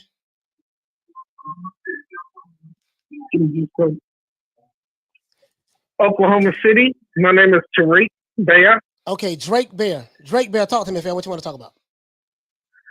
Well, I just want to say that I think that these fighters just lack the heart. Fighters are supposed to have a heart about wanting to be the best. Mm-hmm. And, fighting Spider Ricos and then wanting the fans to come out and support that shit, mm-hmm. I just feel like, why? You're asking me to put my hard-earned money into watching you fight somebody. You're supposed to be fighting the best. Mm. You're the champion. It's not my business, or it shouldn't be about, you want to make yourself look like, I don't know. That's just kind of how I feel about it. Like, these fighters lack the heart and what, the true competitiveness of a fighter should be. Mm-hmm. And that's how I feel about it. It's the heart. Like Blair Cobb has heart. Blair The Flair has heart. I'm not gonna lie. Now, he don't have the skill set. He's I probably give him the benefit of the doubt. I'll give him the benefit of the doubt. I said he was a C-class fighter. He's still a C-class fighter. I give him a C+. He's a C+ fighter. I said average. He has heart. He just doesn't have the skill set that the other guys have. But he has the heart. What you're saying is these other fighters who we're praising and stuff like that, they have the skill set, but they don't have the heart. They won't push themselves, dare to be great or whatever. And it's just a different. And I can accept that. I can accept that. I can accept that. I can accept that. But what I'm not going to accept is you're not going to tell me he's just as good as this guy from back then. When I'm like, no, he's not moving like this guy like this guy did from back then. He's not moving like that. Right. You know, so there's no comparison to me. There's no comparison to me. Hey, but shout out to my brother, man. Call him Oklahoma City, man. I appreciate you, fam. Appreciate you for calling. Thank you, brother. Yes, sir. Yeah, so that's how I see it. They just don't have no heart, man. These guys don't have no heart. And that's fine. That's fine. That's fine. They don't have any heart. That's fine. And it is what it is. I don't expect much out of these guys. So you won't see me bashing a guy. I'm like, well, you know, I already know what time. Like from this point forward, I'm a back all the way off of Jamal Charlo. You know, because I seen everything I needed to see on that podcast. He's not that guy. Whatever y'all think Jamal Charlo is, he's not that guy.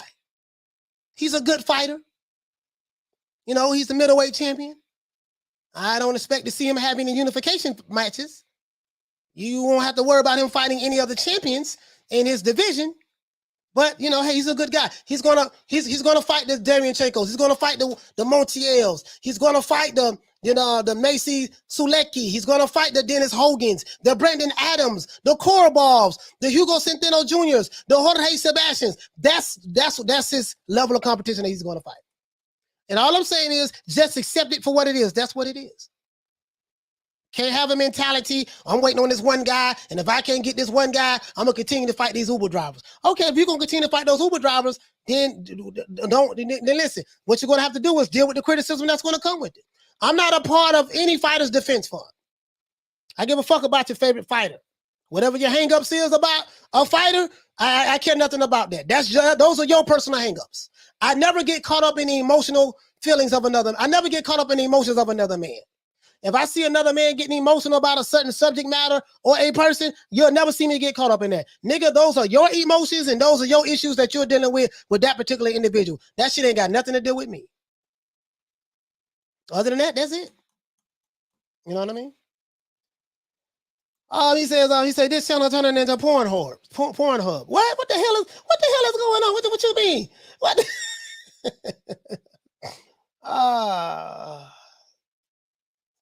Man, he say, get the smoke. What you say, fam? He said 100%, coach. He will unify in a few years. Unify with who? Unify with who? Unify with who?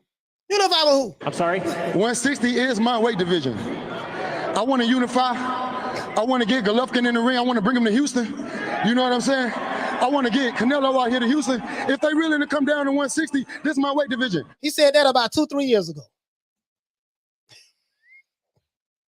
I want to unify. I want to get Golovkin in the ring. I want to break into Houston. I want to fight Canelo. I want to let him know that I never been that kind of save a hoe. Black Rob, Black Roll. Really though?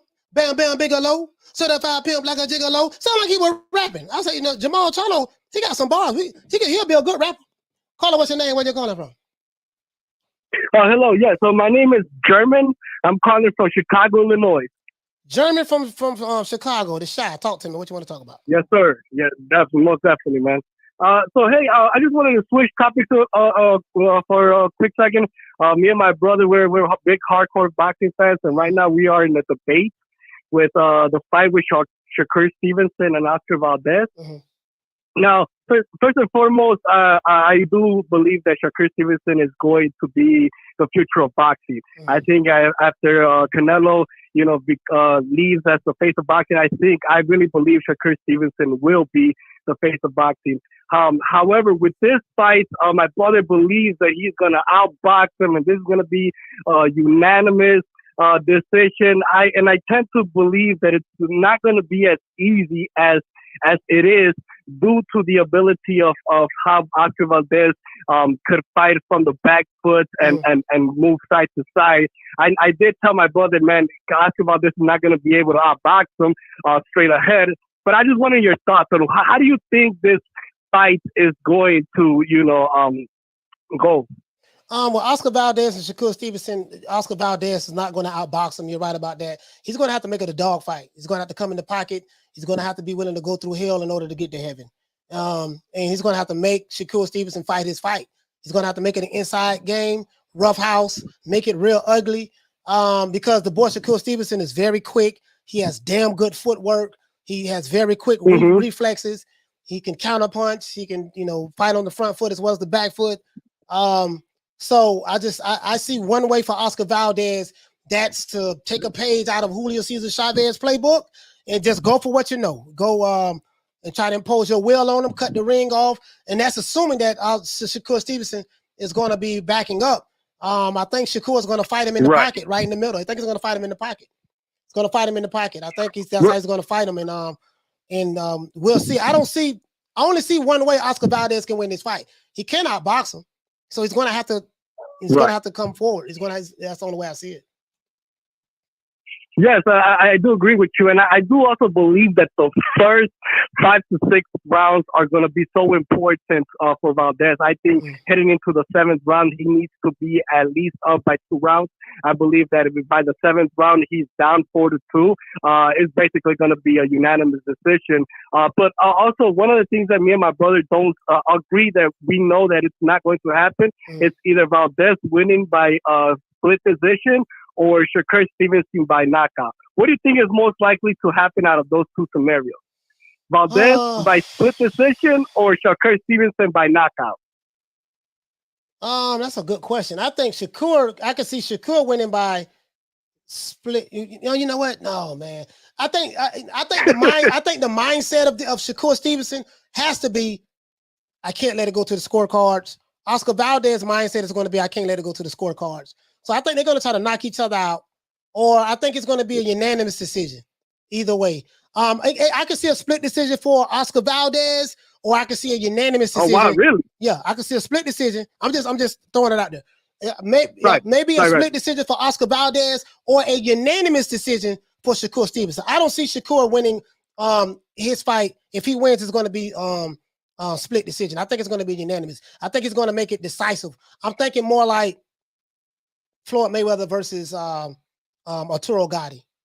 If he win, I think it's going to be something like that, but not with the stoppage. Just maybe just all the way around. That's just what I think, though, because I think Oscar Valdez is going to be there. He's going to have to fight this kid in the pocket. He has to fight him in the pocket. He has to fight him in the pocket. That's the way I see it. I'm anxious to see what's going to be Eddie Reynoso's game plan. You know, will Shakur Stevenson be able to take? Will he be able to take a punch from Oscar Valdez too? How can he take a punch from Oscar Valdez? That'd be something as well. Can Shakur take that punch? So to me, it's a 50-50 fight. You know what I mean? It's a 50-50 fight. I'm leaning towards Shakur Stevenson. I kind of see him late round. I could probably. I was saying late round stoppage, but I'm going to give Oscar Valdez more credit than that. So I see probably unanimous decision. Unanimous decision. Right. And also, one last question: Do you believe? To me, this is another topic me and my brother have been discussing. I believe that Shakur Stevenson and Valdez is the most intrigued fight right now coming up, because this month of April leading into early May is going to be full of boxing fights, and it's going to be exciting. I think boxing is getting in good hands right now. Do you believe that Oscar Valdez and Stevenson is the most intriguing, interesting fight, or do you see another fight that's more like do you want to see can something else that you think is going to happen? I'm not gonna lie, man. Like I think I'm not gonna say it's the most intriguing fight, because we still have other fights that's gonna happen later on in the year. But I'm looking forward to Amanda Serrano versus Katie Taylor. I think that fight is going to be, I think, and then we're going to have Savannah Marshall versus Clarissa Shields. So there's some fights that I'm seeing from the women's standpoint that I think is going to be great. Right. Tyson Fury versus Dillian White. That's going to be another one. There's a couple out there that I can see that could be definitely better than this fight that's coming up. I can see. Right. Okay. All right. Well, that'll be all, man. Hey, I appreciate it, man. You keeping it real, man. And keep it up, man. You were literally separating yourself from other channels, man. Yeah. Shout out to you, man. Shout out to Jeremy, man. Calling from my main man from the Shy. Shout out to you, my brother. Okay. Yes, sir. Shout out to you. Give my brother a round of applause.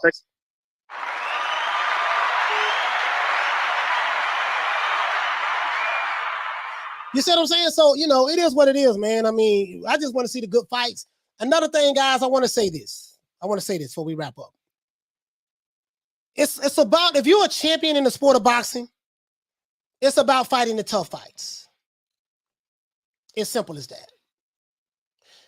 It's going to come a time in your career where you're going to have to fight the big fights. The reason why we remember the greats, we remember them for the great fights that they had, whether they won or lost. That's what made them great.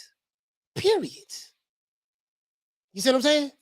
So that's what made them great. You know, who you fight means everything.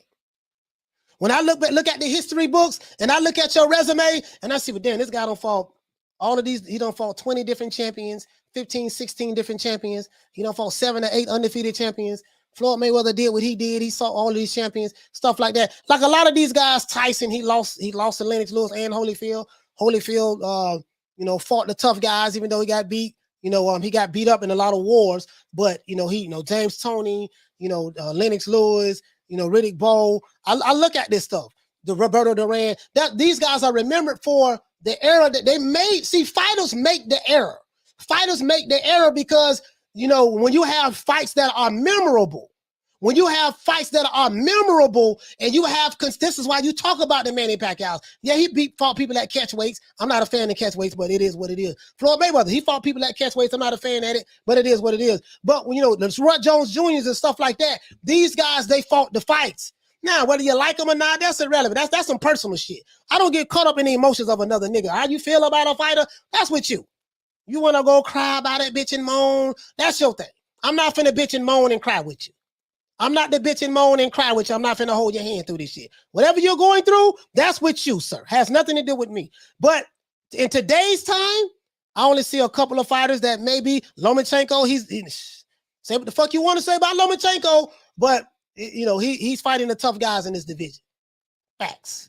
Whether you like him, I like him, your cousin like him or not, it is what it is. You see what I'm saying? And so this is what I want to see from those other guys who like to cry and complain all the time. And that's it. That's it, man. Let's give everybody a round of applause, man.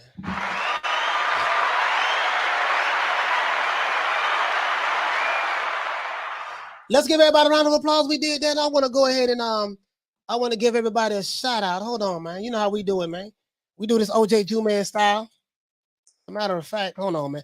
So I don't listen, man. And for the trolls and whatever who like to troll, it is what it is, man. I ain't got no problem with it. Y'all come over here. You subscribe, you did what you did. Okay, it is what it is.